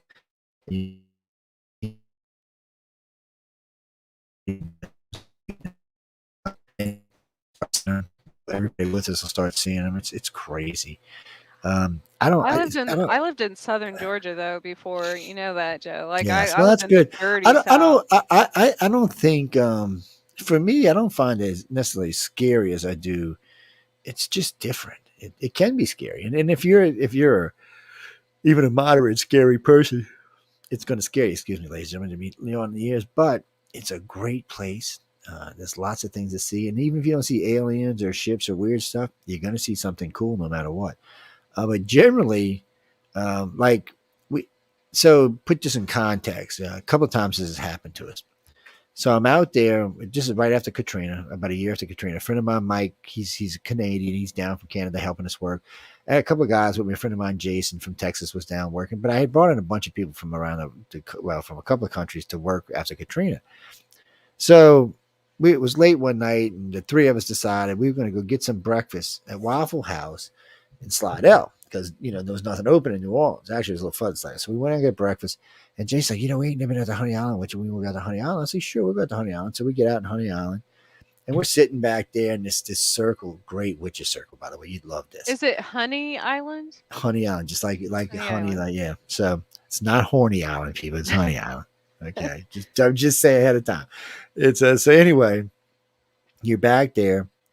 We're sitting there, And I hear Mike saying, "What the hell's that noise?" He kept going, "What the hell's that noise?" And look up, and you see what appears to be a TR-3B black triangle coming along. It's making this weird whizzing sound, like it was pushing against something. Or, I don't know, it's hard to explain. It wasn't really louder. It was just like it's whiz kind of sound going on. Right behind it, not more than, I don't know, 1,000 yards, 1,500 yards behind, in formation behind it, was what looked to be an F-16. And we were sitting there going, "What the hell is that?" And then the F-16 dropped off, and the damn saucer dropped right in between them, just and sat there. All of us seen it. We were all watching it. Then we all think, "Nah, well, we're not going to talk about this. Everybody thinks we're going to crazy bunch of wackos." So we watched this go on for, I don't know, about 45 minutes. We decided we could leave. We got to work in the morning. We got crews running all over the place. I had freaking 10 job sites going, so we got to go home. So we leave. We get in the car. We're driving, and we're headed towards Covington because we wanted to go across the causeway, the 24-mile bridge. So Jason said, where the hell are we? I'm like, "I don't know. We should have been at Covington like 20 minutes ago." So I look down, and I'm like, "Where the hell?" So we turn around. So we blew the exit by 50 miles, which is, since I used to live there, it's kind of weird to start off with. So then we get back to the bridge. We're getting ready to get on the bridge. And Jason says, "Is that the sun?" It was 6:30 in the morning. We just lost 5 hours. And just poof. Still to this day, no one wanted to be hypnotized. And still to this day, we don't know what the hell happened. Um, it was strange. The whole night was very weird. What do you mean, Kara? Because nobody wanted to be hypnotized, which generally means it wasn't a pleasant experience. How many so I've thought about that. If other people, like, there's quite a few times of my experiences that I remembered parts of, but not all of, but I definitely did not want to be hypnotized to remember them. Do you have a lot of those? Yeah, we do, because you know deep down that it wasn't something you want to remember. Yeah. One thing you can count on, whether it's military or government, generally when they wipe your brain completely, it's because they did something that you don't want to remember. Now, it Yeah. doesn't happen as much over, say, age 33 or 34, but it does happen. And in this case, I think this was a military abduction. Actually, it was probably alien pickup with a military abduction and then a handoff, which dropped us off wherever.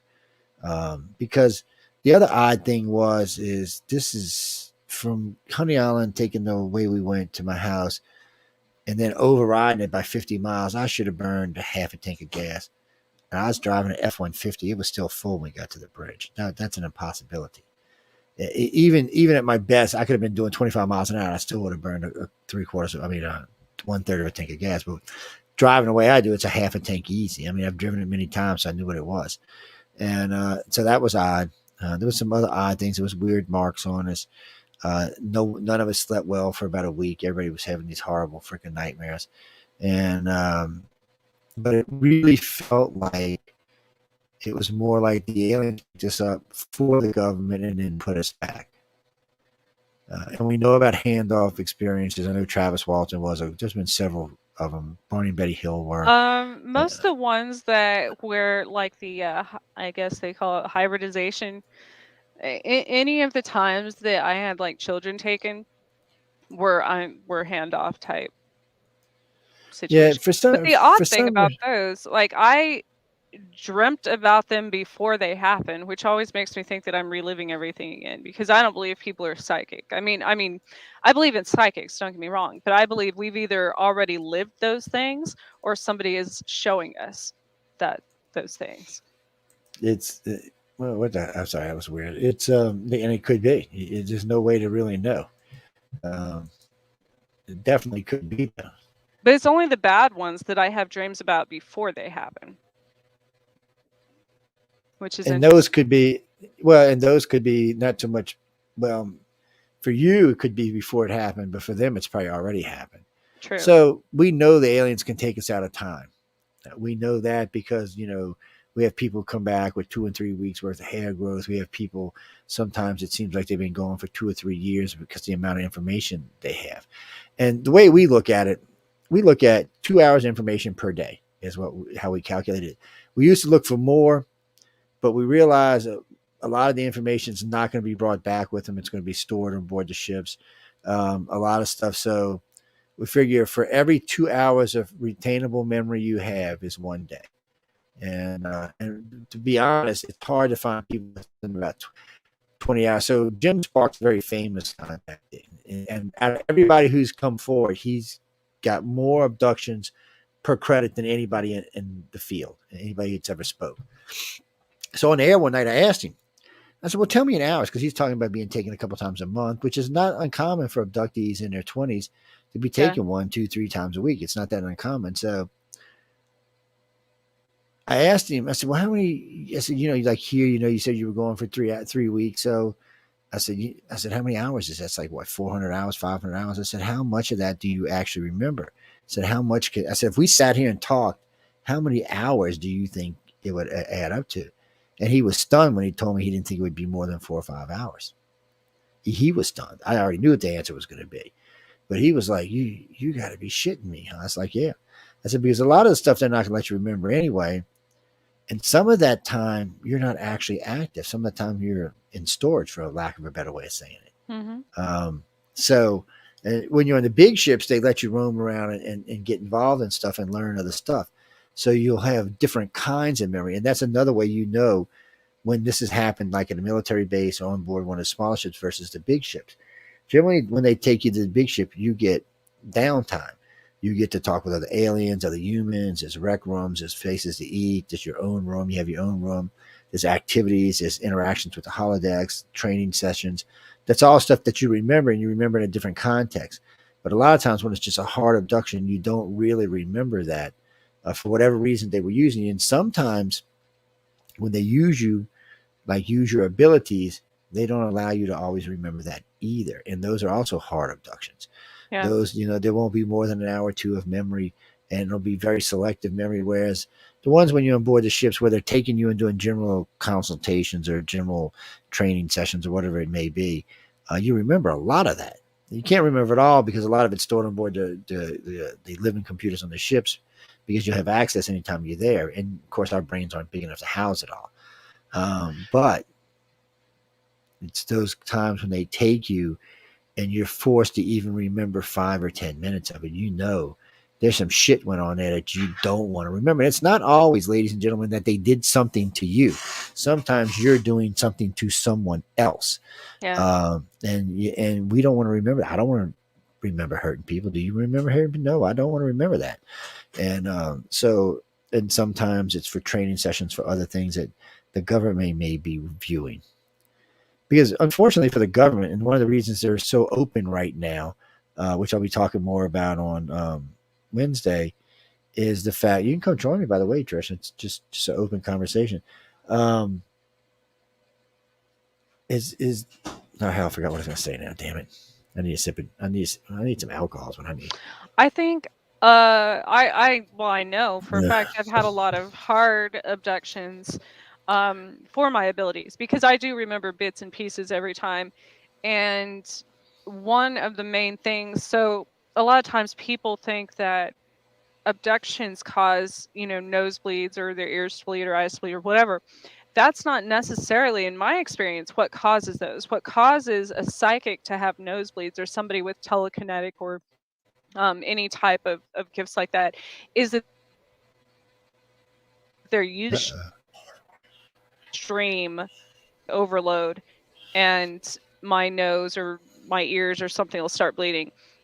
See those glitches? Yeah. Yeah, because this is stuff they don't want us talking about. This is Exactly. the last 5 minutes of conversation is not even something they want us over the air with. Yeah.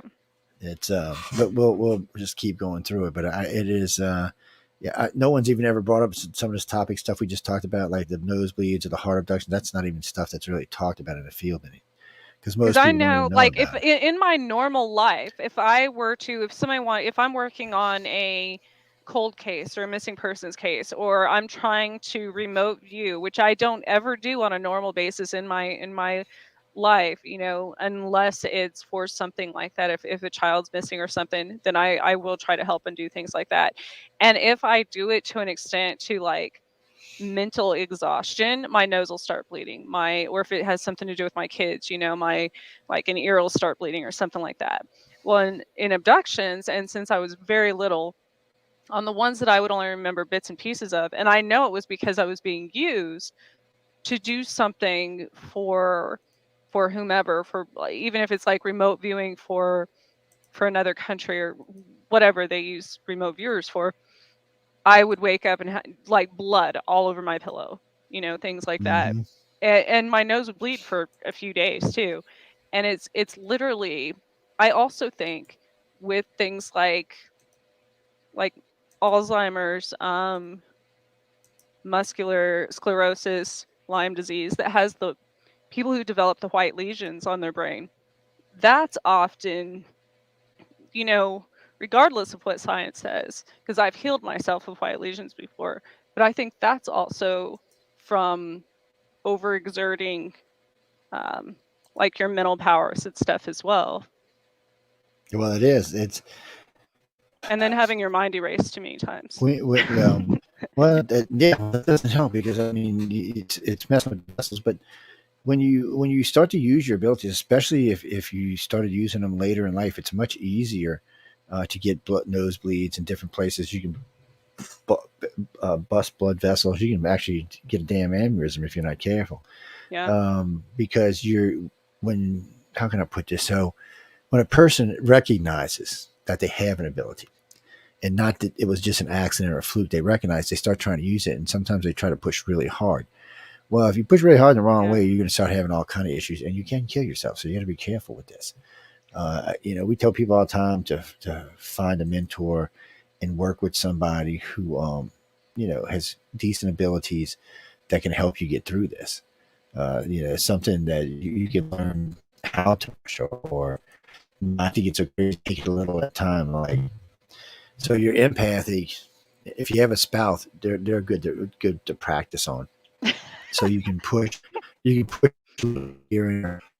You can or because some people are a better receiver than they are a transmitter. Some are both, but some are Ooh, better I hate transmitters than working with receivers. with with baby. What would you call them? Baby.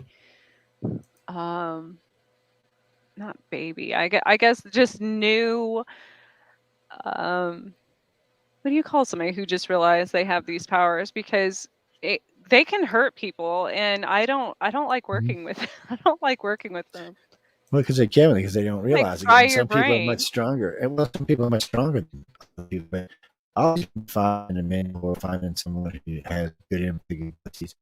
More than that, a good empath can use their abilities to help calm you, help excite you, things like that. Oh, right. And if you can, I'll tell you a little secret. If you can find a spouse that's an empath, you'll never leave them. You might hate them a few times, but you'll never leave them.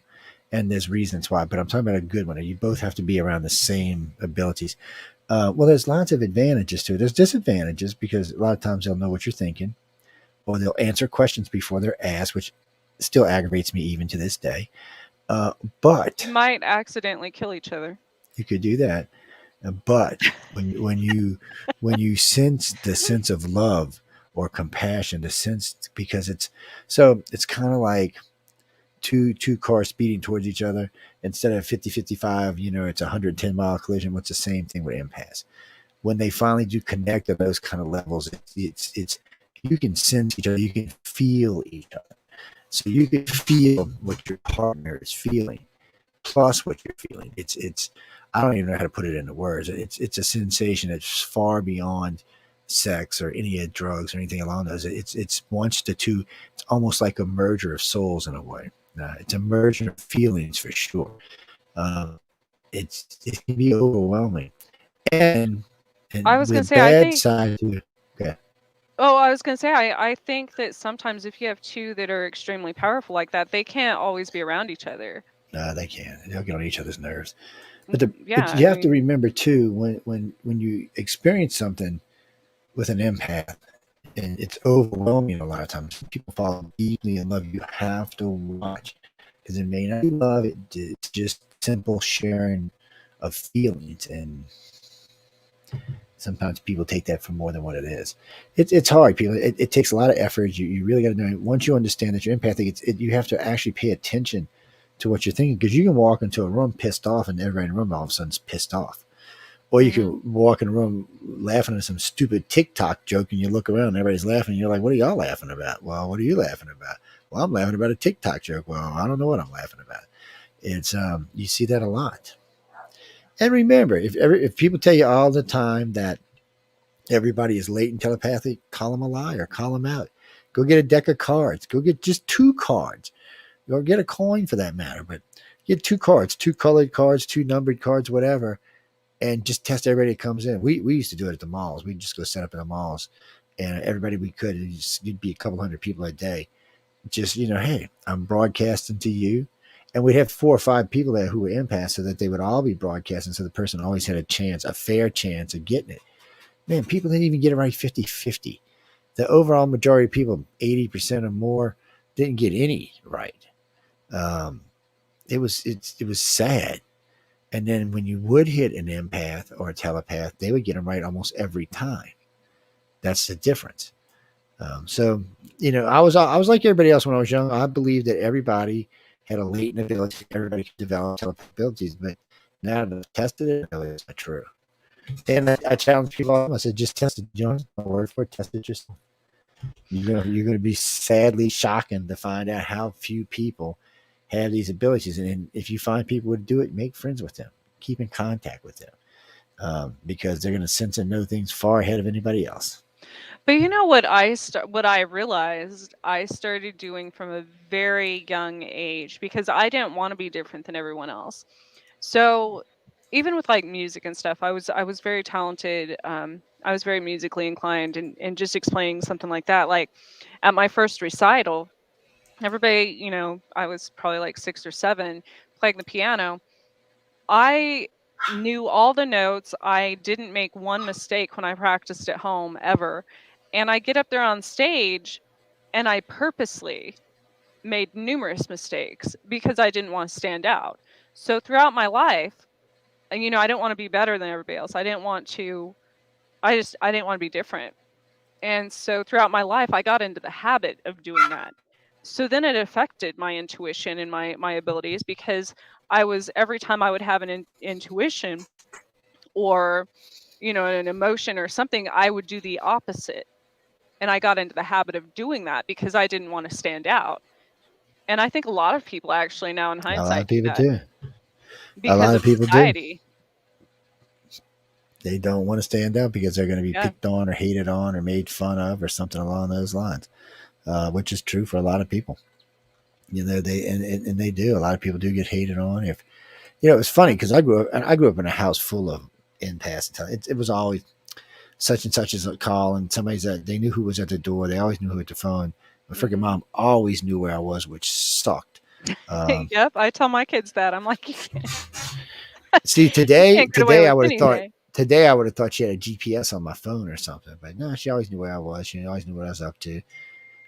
Men, She, I still have that same problem to this day, dating and stuff. Initially, because they don't believe in psychics, they don't believe in this, that, whatever, and they automatically think I'm stalking them. They automatically think this, think that. No, no, I don't need, like, I don't even have time to go through people's social media or put a tracker on their phone bullshit. No, like I already know.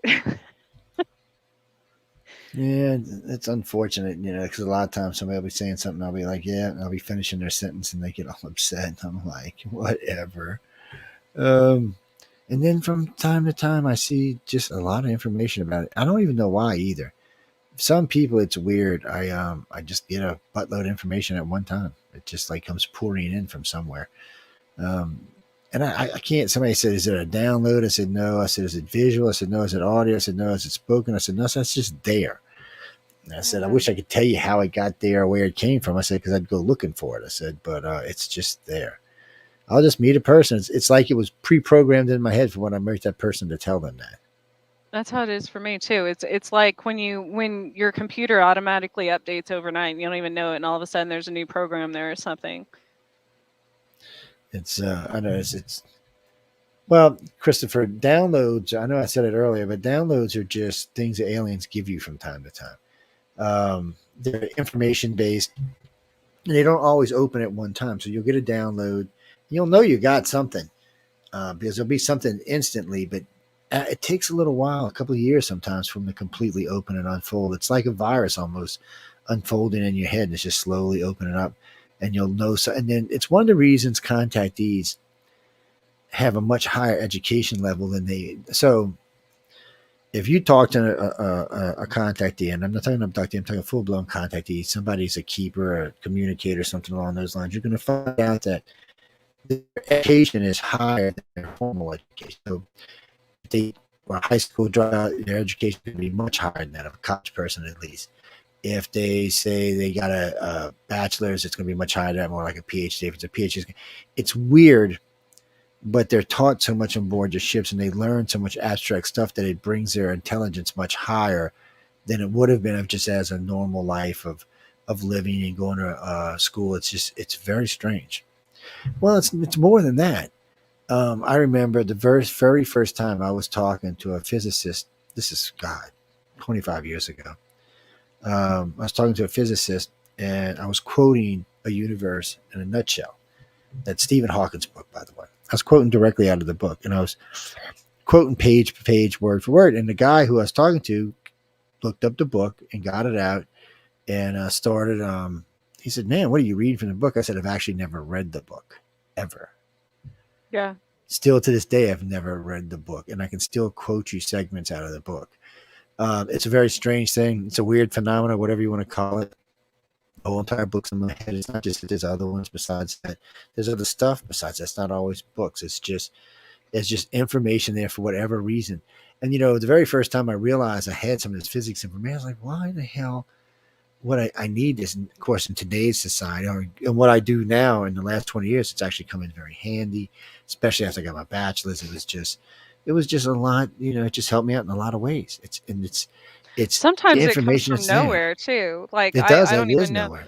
I It's I've been interviewed by scientists and astrophysicists and stuff, and they'll be talking about something, and I'll just start randomly spouting off something about quantum physics in another solar system, and I don't know where I know. Like I've never studied that before. I don't know where it came from. I but don't even that know but how I that's how sounded it so works with smart with in that last. abductees and contactees. It comes out. It comes out in the information. It's just there. For Just whatever natural, like reason, well, it's just probably spit it out. something they have something to do with something that was going on board the ship, something you was involved with, but the information is there, or it's something that they know you were going to need here for some reason.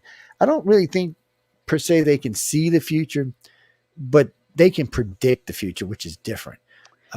They have enough algorithms and enough computer power and enough knowledge of watching us that they can kind of predict some of the things that are going to happen to us. And I think they use that against us or for us, however you want to look at it. A lot of that information, just like information's relayed to us in the same way, I give to somebody specific that it was meant to be given to. It is. I've noticed, you know, or I'll write something down or type something up that I don't even know anything about, and then I'll come across it later in, 6 months later and be like, what? I don't remember writing this down. Or, but yeah, obviously. And it's something that's completely beyond my knowledge at the time, but then I'm learning about it 6 months down the road. So, people, whoever gives me uh,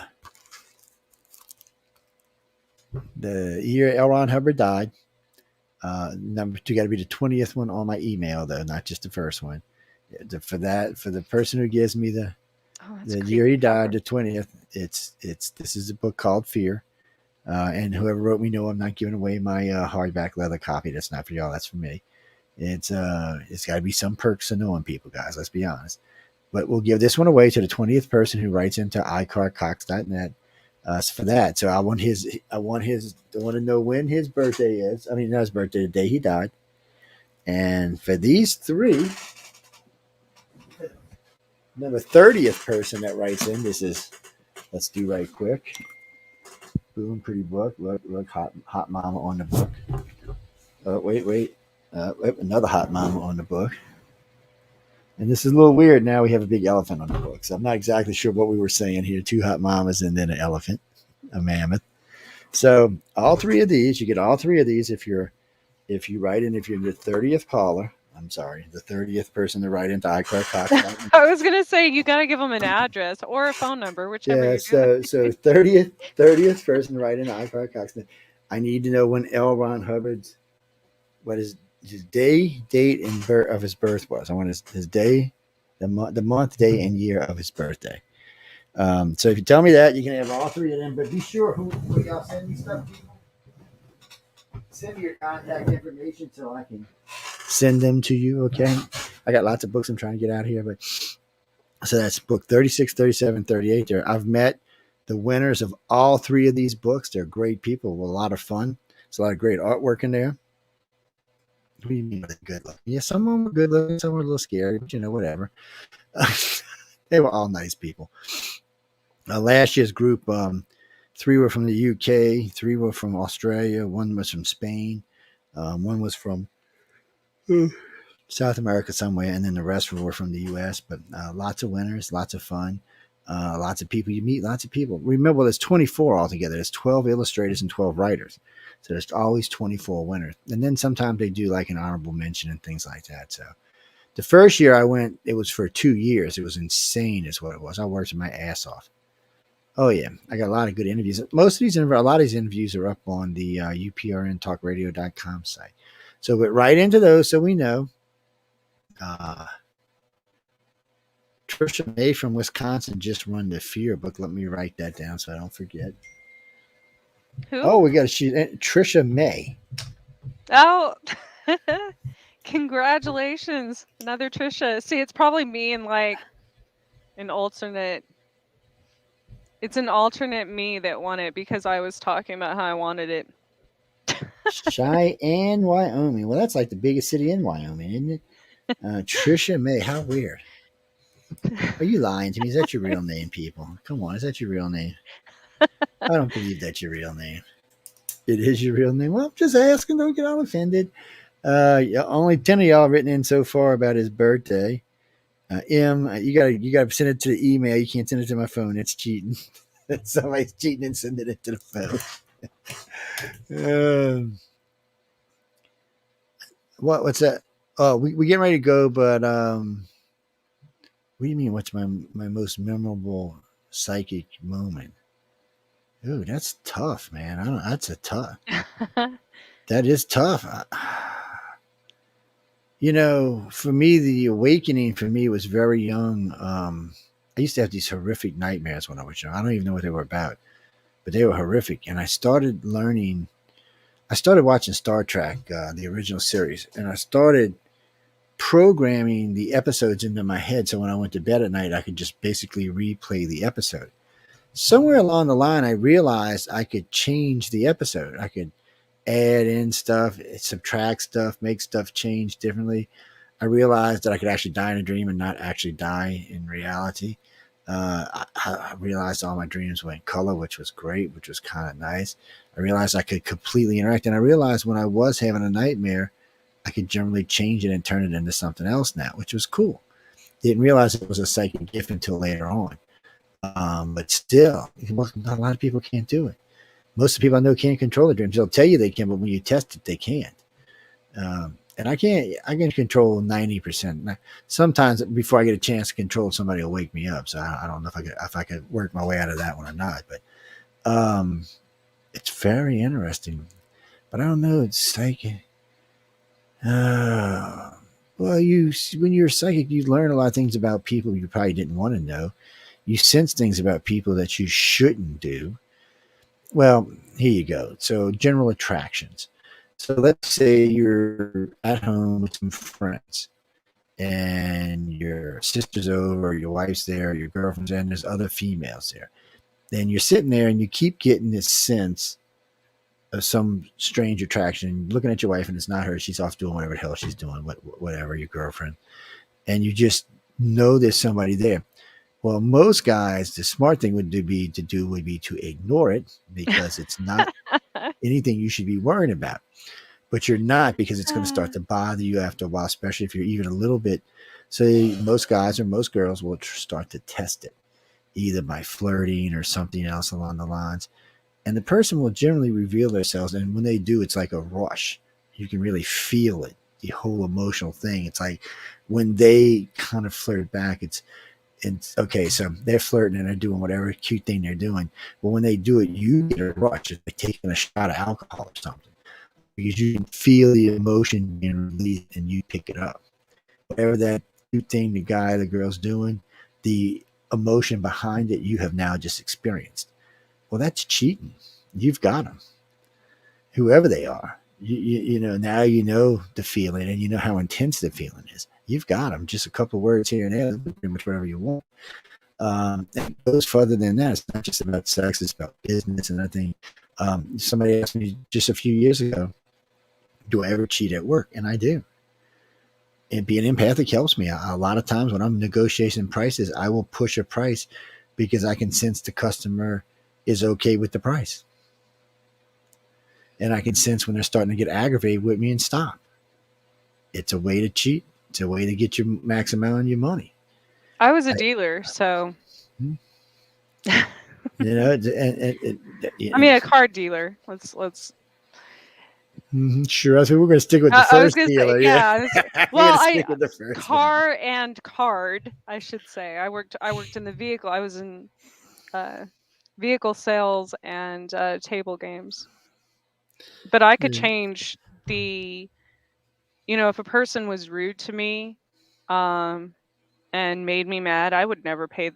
It just changed the cards. I'd never pay them again. Now, let's see. We go. Has Bono? I'm going to put your name right. Has Brano? There's no way I'm going to say that. I'm going to just put it down here. You're from Brazil, huh? Well, I'm going to send you all three books. Be sure you send me over your address. Has It almost looks like Hesborough, but there's no O at the end of it. But anyway, send your information, and I thank you for writing in. And I'm sure Trish appreciates you listening to her radio show. Absolutely. And I wonder if that's a guy or a girl's name. Look, I don't know. You can tell me. Oh, you are female. Okay, well, I didn't know. Don't get upset. So, I'm not Spanish. I know a lot of Spanish, but I'm not Spanish. So, but anyway, I will send you all three of those books. Good story in there.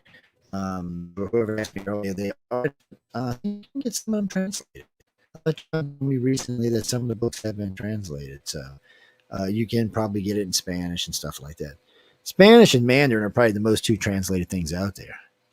Well, Mandarin's more than likely the second most largely spoken language behind English. Yeah, everybody speaks English because it's the universal language. And if you fly on an airplane, you got to know how to speak English if you plan on landing your airplane anywhere. Yes, it's the universal language. It's supposed to be the business language, is what it's supposed to be. I don't know. Well, maybe we'll be learning Mandarin when I come back in the next life. Oh, I don't know if I froze. Oh no, she moved. Okay, I don't know if you froze or if I froze. Somebody froze. Okay. My screen keeps jumping all over the place. Damn. I got my messenger. I got my window open for Messenger, which when I say that, people, it's like 2 Facebook pages and 2 Instagram pages go to that Messenger.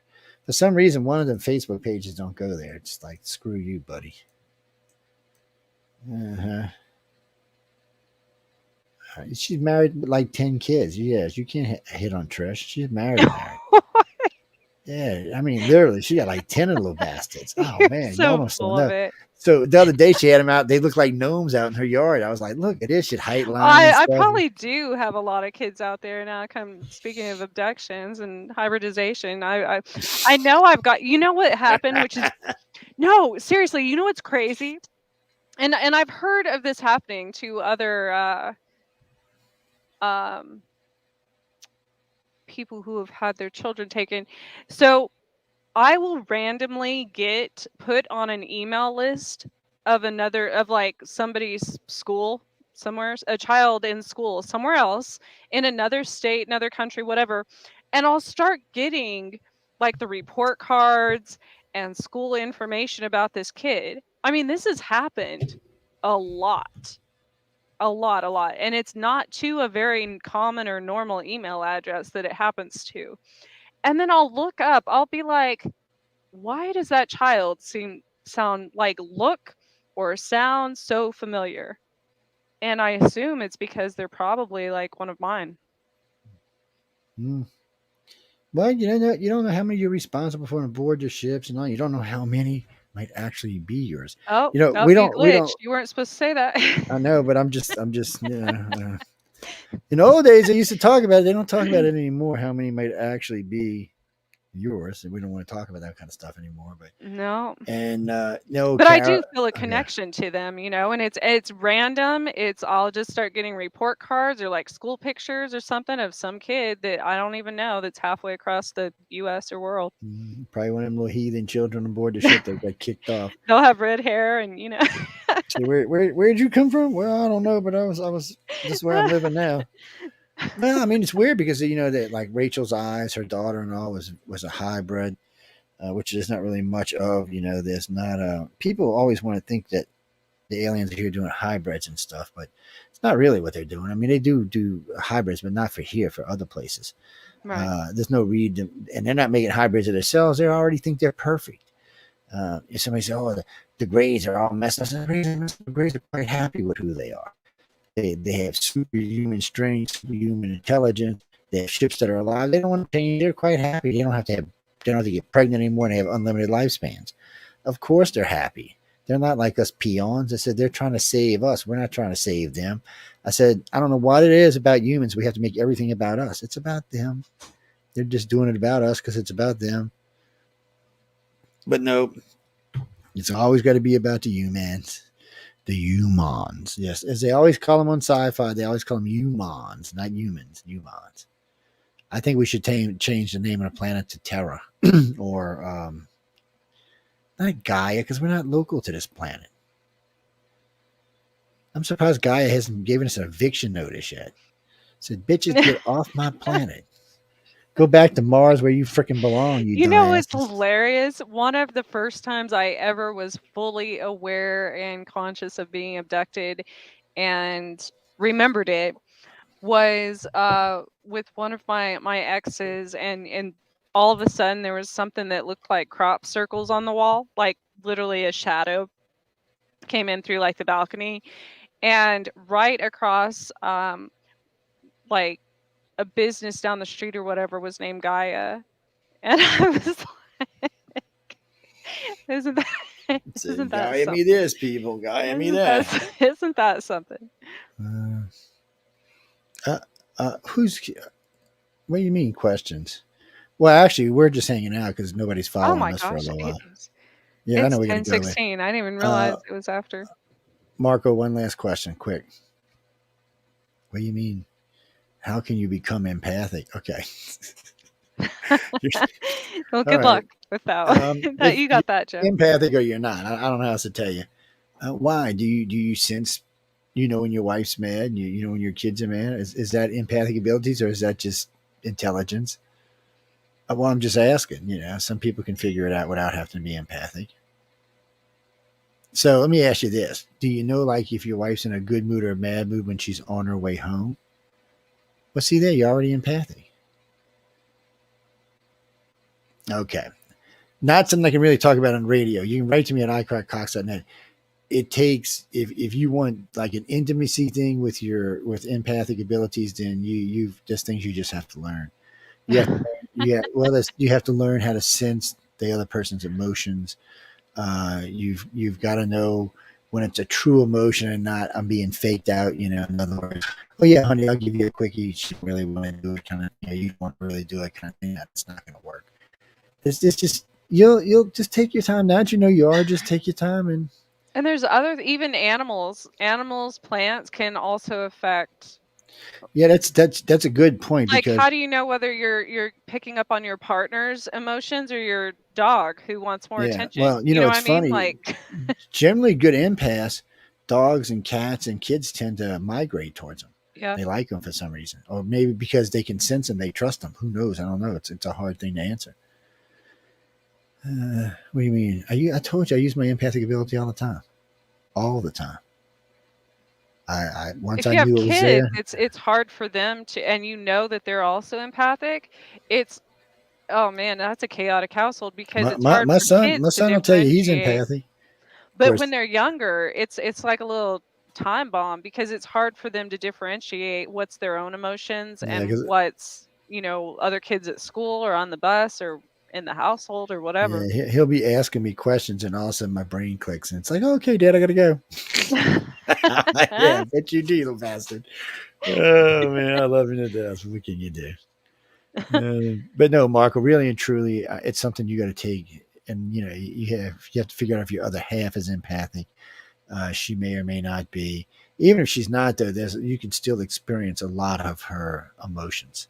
She may not be able to experience a lot of yours, and you can share with a non-telepathic person, Mhm. non-empathic person. You can still share your emotions. You just got to be careful that they're not overwhelming. Um, Truthfully, the first time I ever did it, the girl sat there and cried for like an hour. Not in a mean way, just it was overwhelming. Yes, and of course I didn't know what I was doing either. So I used to do that. yeah, so I mean, she was really really I'd not happy. cry. I would be Yeah, on the no, she was other really end making happy. She was people just cry. it was too much. So over time, you learn how to use it, and some empaths are stronger empaths than others. Like I said earlier, some are better receivers and transmitters, some better transmitters and receivers, and some can do both. Oh wait, hold on, come here, alien, come here. Come here, you little alien. Come here. Come show everybody what I got to live with this. Don't be throwing your alien claws at me. Come here. Well, I would show you this alien dancing on the floor, but it's having Mm. issues. So I have an exciting. I'm going to show you Ah, my. Oh my goodness. So I will eat your feet off. Yes. No, I don't lick me. You found don't lick the me. greatest costume for my papillion, my little dog. It's a pope. So Uh he's oh. going to be a pope pillion. It's going to be a Pope Pillion. Oh, no. You hear that, Lola? Pope Pillion. What? No, no He's about licking. 8 pounds. No So licking. She's about 4 right now, 5. But the other one, wherever she's at, she's about 11. yeah, mine's probably a few pounds overweight, What's but the matter, we're Jackie? You working just on seen that. its head move? She wanted to know why my neck was moving funny like. Actually, a lot of times when she's on when I'm wearing black like this, a lot of times she'll put her head down. You won't even notice she's there, and then she'll cut her eyes. It freaks people out when she cuts her eyes for some reason. I don't know because she's black as can be. We actually have glow in the dark clothes for her when we got the house lights out. All right, come on, get down, go irritate your sister. I'll be off the air in just a minute, and you can irritate me. Yeah, but really, we do have the glow in the dark clothes because she'll get stomped on. That and she likes to burrow under your pillow and go to sleep. I'm thinking, dog, what happens when I jump into bed? You and get mushed. Mine does that too. He sleeps like behind the pillows. Yeah, or she'll get behind them or in between them like a sandwich. And I'm then like, my big dog will come up and just step on him and sit on him and everything else. yeah, yeah, that's how Fiona is. Fiona's like, bitch, get out of here. I'm the dog. You're some strange little animal in the house that we're not sure what it is. Today my little one was trying to run off a boxer. She's out there with her 11-pound self, growling, snarling, snapping. The boxer looked at her like, okay, I'm leaving. I don't know why I'm leaving, but I'm leaving. Thinking I want to come eat you, you little bitch, but still. I think it's literally like Men in Black. I think the little ones are like that little pug. Oh yeah, no. She's a mouser. She'll go after anything she sees. She don't have no problem chasing something down. It was funny. Her very first fight, she got into it with a poodle. Poodle ran her up the stairs, embarrassed her beyond belief. I was just laughing. So, but it pissed her off because I was laughing at her. 3 days later, the poodle was back outside. She tore off, ran that poodle all the way off the property into the guy's house and wouldn't let it out.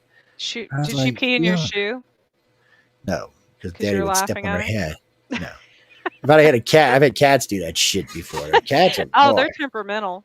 Yes, they are. They are vindictive little shits, man. They'll ambush you and stuff on top of TVs and things. They're crazy like that. I'm serious, people. You ain't got a cat. If you ain't got a cat, you don't know what you're missing out on. But no, I don't want any cats right now. I got 2 dogs. I've had many cats in my life, many dogs. I'm happy with what I have right now. I know we got to go, but y'all write to Trisha got any moans, groans, bitches, or gripes because I'm not going to answer y'all. What do you mean? Why she look orange? I don't know. Ask her. She we does look a we little yeah, orange. we were talking about that. I don't know. I don't know. I don't have Her face looks. anything. She's just blushing. Don't worry about it. I The don't even alien, have makeup on the today aliens to made be her blush. orange. So The aliens made you I blush. Well, know. you look like you're blushing because you're only orange from here up. You're I white from think here it's my down. background. I changed, the background on my banner thing up there on the screen, and I Uh, think it's reflecting off my face. Johnny Les says it's your alien showing. Okay, well. I get a spray tan where Trump does, the same place. Uncle Trumpy. No, He I'm is kidding. probably an alien. I That's don't the even have sad part. He makeup on, probably is an alien. Somebody asked me one time, really seriously called in and said, "You think he's an alien?" I said, "He probably is an alien." No, Joe, I'm being serious. I said, "I'm being serious too. He's probably an He's alien." a I said, "Because redhead, so I mean. he's obviously different than the rest of us." So I said, he's thing. Mhm. Oh no, it was out earlier. Yeah, look, we both had him on our shoulder We earlier when we both have. started out there. It was out there. It was. Somebody couldn't believe. They said, "I've never seen you wear your ponytail." I've actually wore it down before, people. Just not. Usually when I'm on air, I don't because it gets all over everything, or it gets sticky and crazy and curly or some shit. No, it's not. You mean what it used to be? No, ponytail used to be just freaking big around. Now it's like this big around. Give me a break. I could use it for like making my own pin. But I know we got to go. Y'all write to Trish. Don't bug me. Look, I gave away the books tonight. Y'all be happy. You be happy, I should say. I Uh, scare them. It's fine. Oh, but really, I thank. don't know. We got a crazy audience. But go ahead.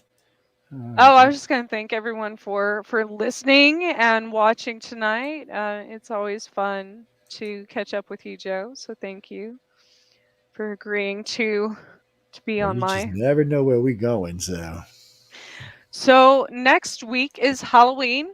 I will probably actually I have a plan to it's probably going to be I don't think she can meet with me on that night, so we will probably pre-record it and it is a surprise, but I'm looking forward to that. I try to do witchy stuff on Halloween night that witches do out in nature and stuff. We probably, run around naked and eat I did. children or something, but I got my naked socks out. I got my bra all greased up and ready to go. I got my cape. Well, I gotta wear a cape. It gets a little chilly. Yeah, how things are. You don't want to get too chilly. And so so I don't know what everybody else is doing for Halloween on the shows on the network, but that's what I'm doing. And be safe, everyone. Again, thank you, Joe. It's been fun. And I don't know. I don't have my outro that you have it. I sent you that. did I? Oh, shame on me. I must not put it in there. Remind me. I sent Send me a. Joe an outro that I spent a lot of that has my cat on it actually. Well, you And gotta remind me or remind me to look for it. I wonder where I put it. I don't know, you just It's pulled it not up in the list. earlier. So Hey, hold on. Let's go see if it's in the list before we leave. it says the missing Bring out. piece outro. Let's go see if It's it's in not in the here. list. I will unless you put it there. I don't know. Let's see. Let's see. I don't see. Into this night with Sean. Missing piece. Oh no, that's all them Folgers commercials. Oh, there's Guide and Echoes. Oh, tomorrow was going to be her last show, but I think last week was her last show. She got What? Yeah, she said anyway, she's just leaving for other reasons. But she was going to do a show tomorrow, but somebody informed me she's got COVID. Oh no. Yes, I don't know. Who knows? But I think she's just looking for somewhere she can make some money. You know how it is when you get tight for money. And she used to have a pretty good following on YouTube. I think that's what she used to do for a living. Oh So no. I think she's back into got to get back into the real world. Because somebody asked me the other day about it, and they said, "You actually have a job and you do shows?" I said, "I do 3 shows a week, and yes, I do have a job." So actually, technically, I have 2 jobs. Yeah, like what? I'm like, yeah. So I like what I do. Yeah, this is I like have a fun. second job for us, but Yeah, we but we yeah, all have other and I like jobs too. yeah, and I like what I do. I have fun on the station. I said so. So we have a lot of fun hosts, a lot of good people. I said, I don't know. I will ask Michelle if she's going to send out an invite for Halloween for everybody to come hang out and generally be mischievous. Man, let me just find my vampire outfit, man. You mean Lestat ain't got nothing on me, people? Y'all don't even know what the fuck y'all talking about. Beep, excuse my language. I'm just being honest. We used to go to, they have the vampire ball down here. And I don't know if Ann Rice's people are having a party this year since she passed, but Oh gosh, I forgot. She was my idol and growing up, she and I read all of her books. she did some great parties out of the place she owns down here. And the Vampire Ball is a lot of fun too. So y'all, there's other festivals going on, people, if you want to go down and hang out. And I know on the dungeon the night before All Hallows Eve they do a good party. So there'll be lots of costume contests, lots of drunk people walking around. Go check it out. Have a good time. Honestly, I'll probably hang out on the air, and if I don't have to work Tuesday, I might go to the casinos. Yeah, watch all the freaks at the casinos. Yeah, That's there's a a, terrible idea. that's a Just freaks at the casino. See, people misunderstand the casino, especially the ones down here. They've got like movie theaters in them. They've got nightclubs in them. Usually, most of them have really oh nice yeah, the ones nightclubs in here them. that you just gamble. That's it, Yeah, pretty much. they got bars in them. They got food in them. They're not. They got hotel rooms. I mean, so yeah, you can go gamble if you want to, but there's lots of other stuff to do besides gambling. And in the old days, that's how we used to go. We go to a place called Bananas, and great buffet, go in and eat. And, and when we gambled before Katrina, we actually won quite a lot of money. But since Katrina, the casinos have been tight. I don't know what's I going on, people but they've been always tight. ask me as a psychic, they're like, you can call off any number on the roulette table or know which machine's gonna hit or whatever. I'm like, yeah, but I also don't want to be hit by a streetcar the second I walk out of there. So Here's a horror story for you people. A good friend of mine, Tuesday Miles, who's an excellent psychic. She used to work with, I can't think of his name now. He was the white headed guy on the Queen Mary, but um, she calls me up one day. She said, "Hey, I hear you going to a casino later." I said, "Yeah." She goes, "Look, I want you to play Wheel of Fortune. I want you to play the last machine on the end of the row around 6 o'clock." I said, "Okay." So I get there at like 5:30. There's people on the machine right there. So I said, "Okay." So we went and got something to eat. As I'm walking back at like 6:20, this bitch hit $666,000 on the machine she told me to go play on. I was like, yeah. Tuesday, I said, don't ever call me anymore. We're not friends anymore. She's like, "What do you mean?" I said, "You bitch, you should have told me somebody was going to be there." She said, "Well, I didn't know." I said, "You seen somebody hitting it?" She knew it, but she's pretty gifted. She's retired these days, but she's pretty gifted, talented psychic. But we Just, can't use it for our own gain. It's like the we'll hell get I will. The struck hell down with the that. next day. Hilda. What? You got to use it properly. You can't use it for bad things. You got to be for Oh, well, good that's things. true.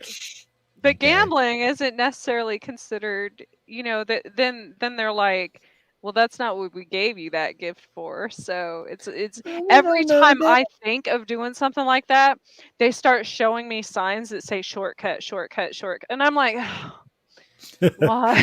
Shortcut to the end of the world. That's what that shortcut is. Stop it. I don't that they're Anyway, saying like you're taking a shortcut to, to learning your lesson or whatever it is you're supposed to do. So, which is yes. true, I guess.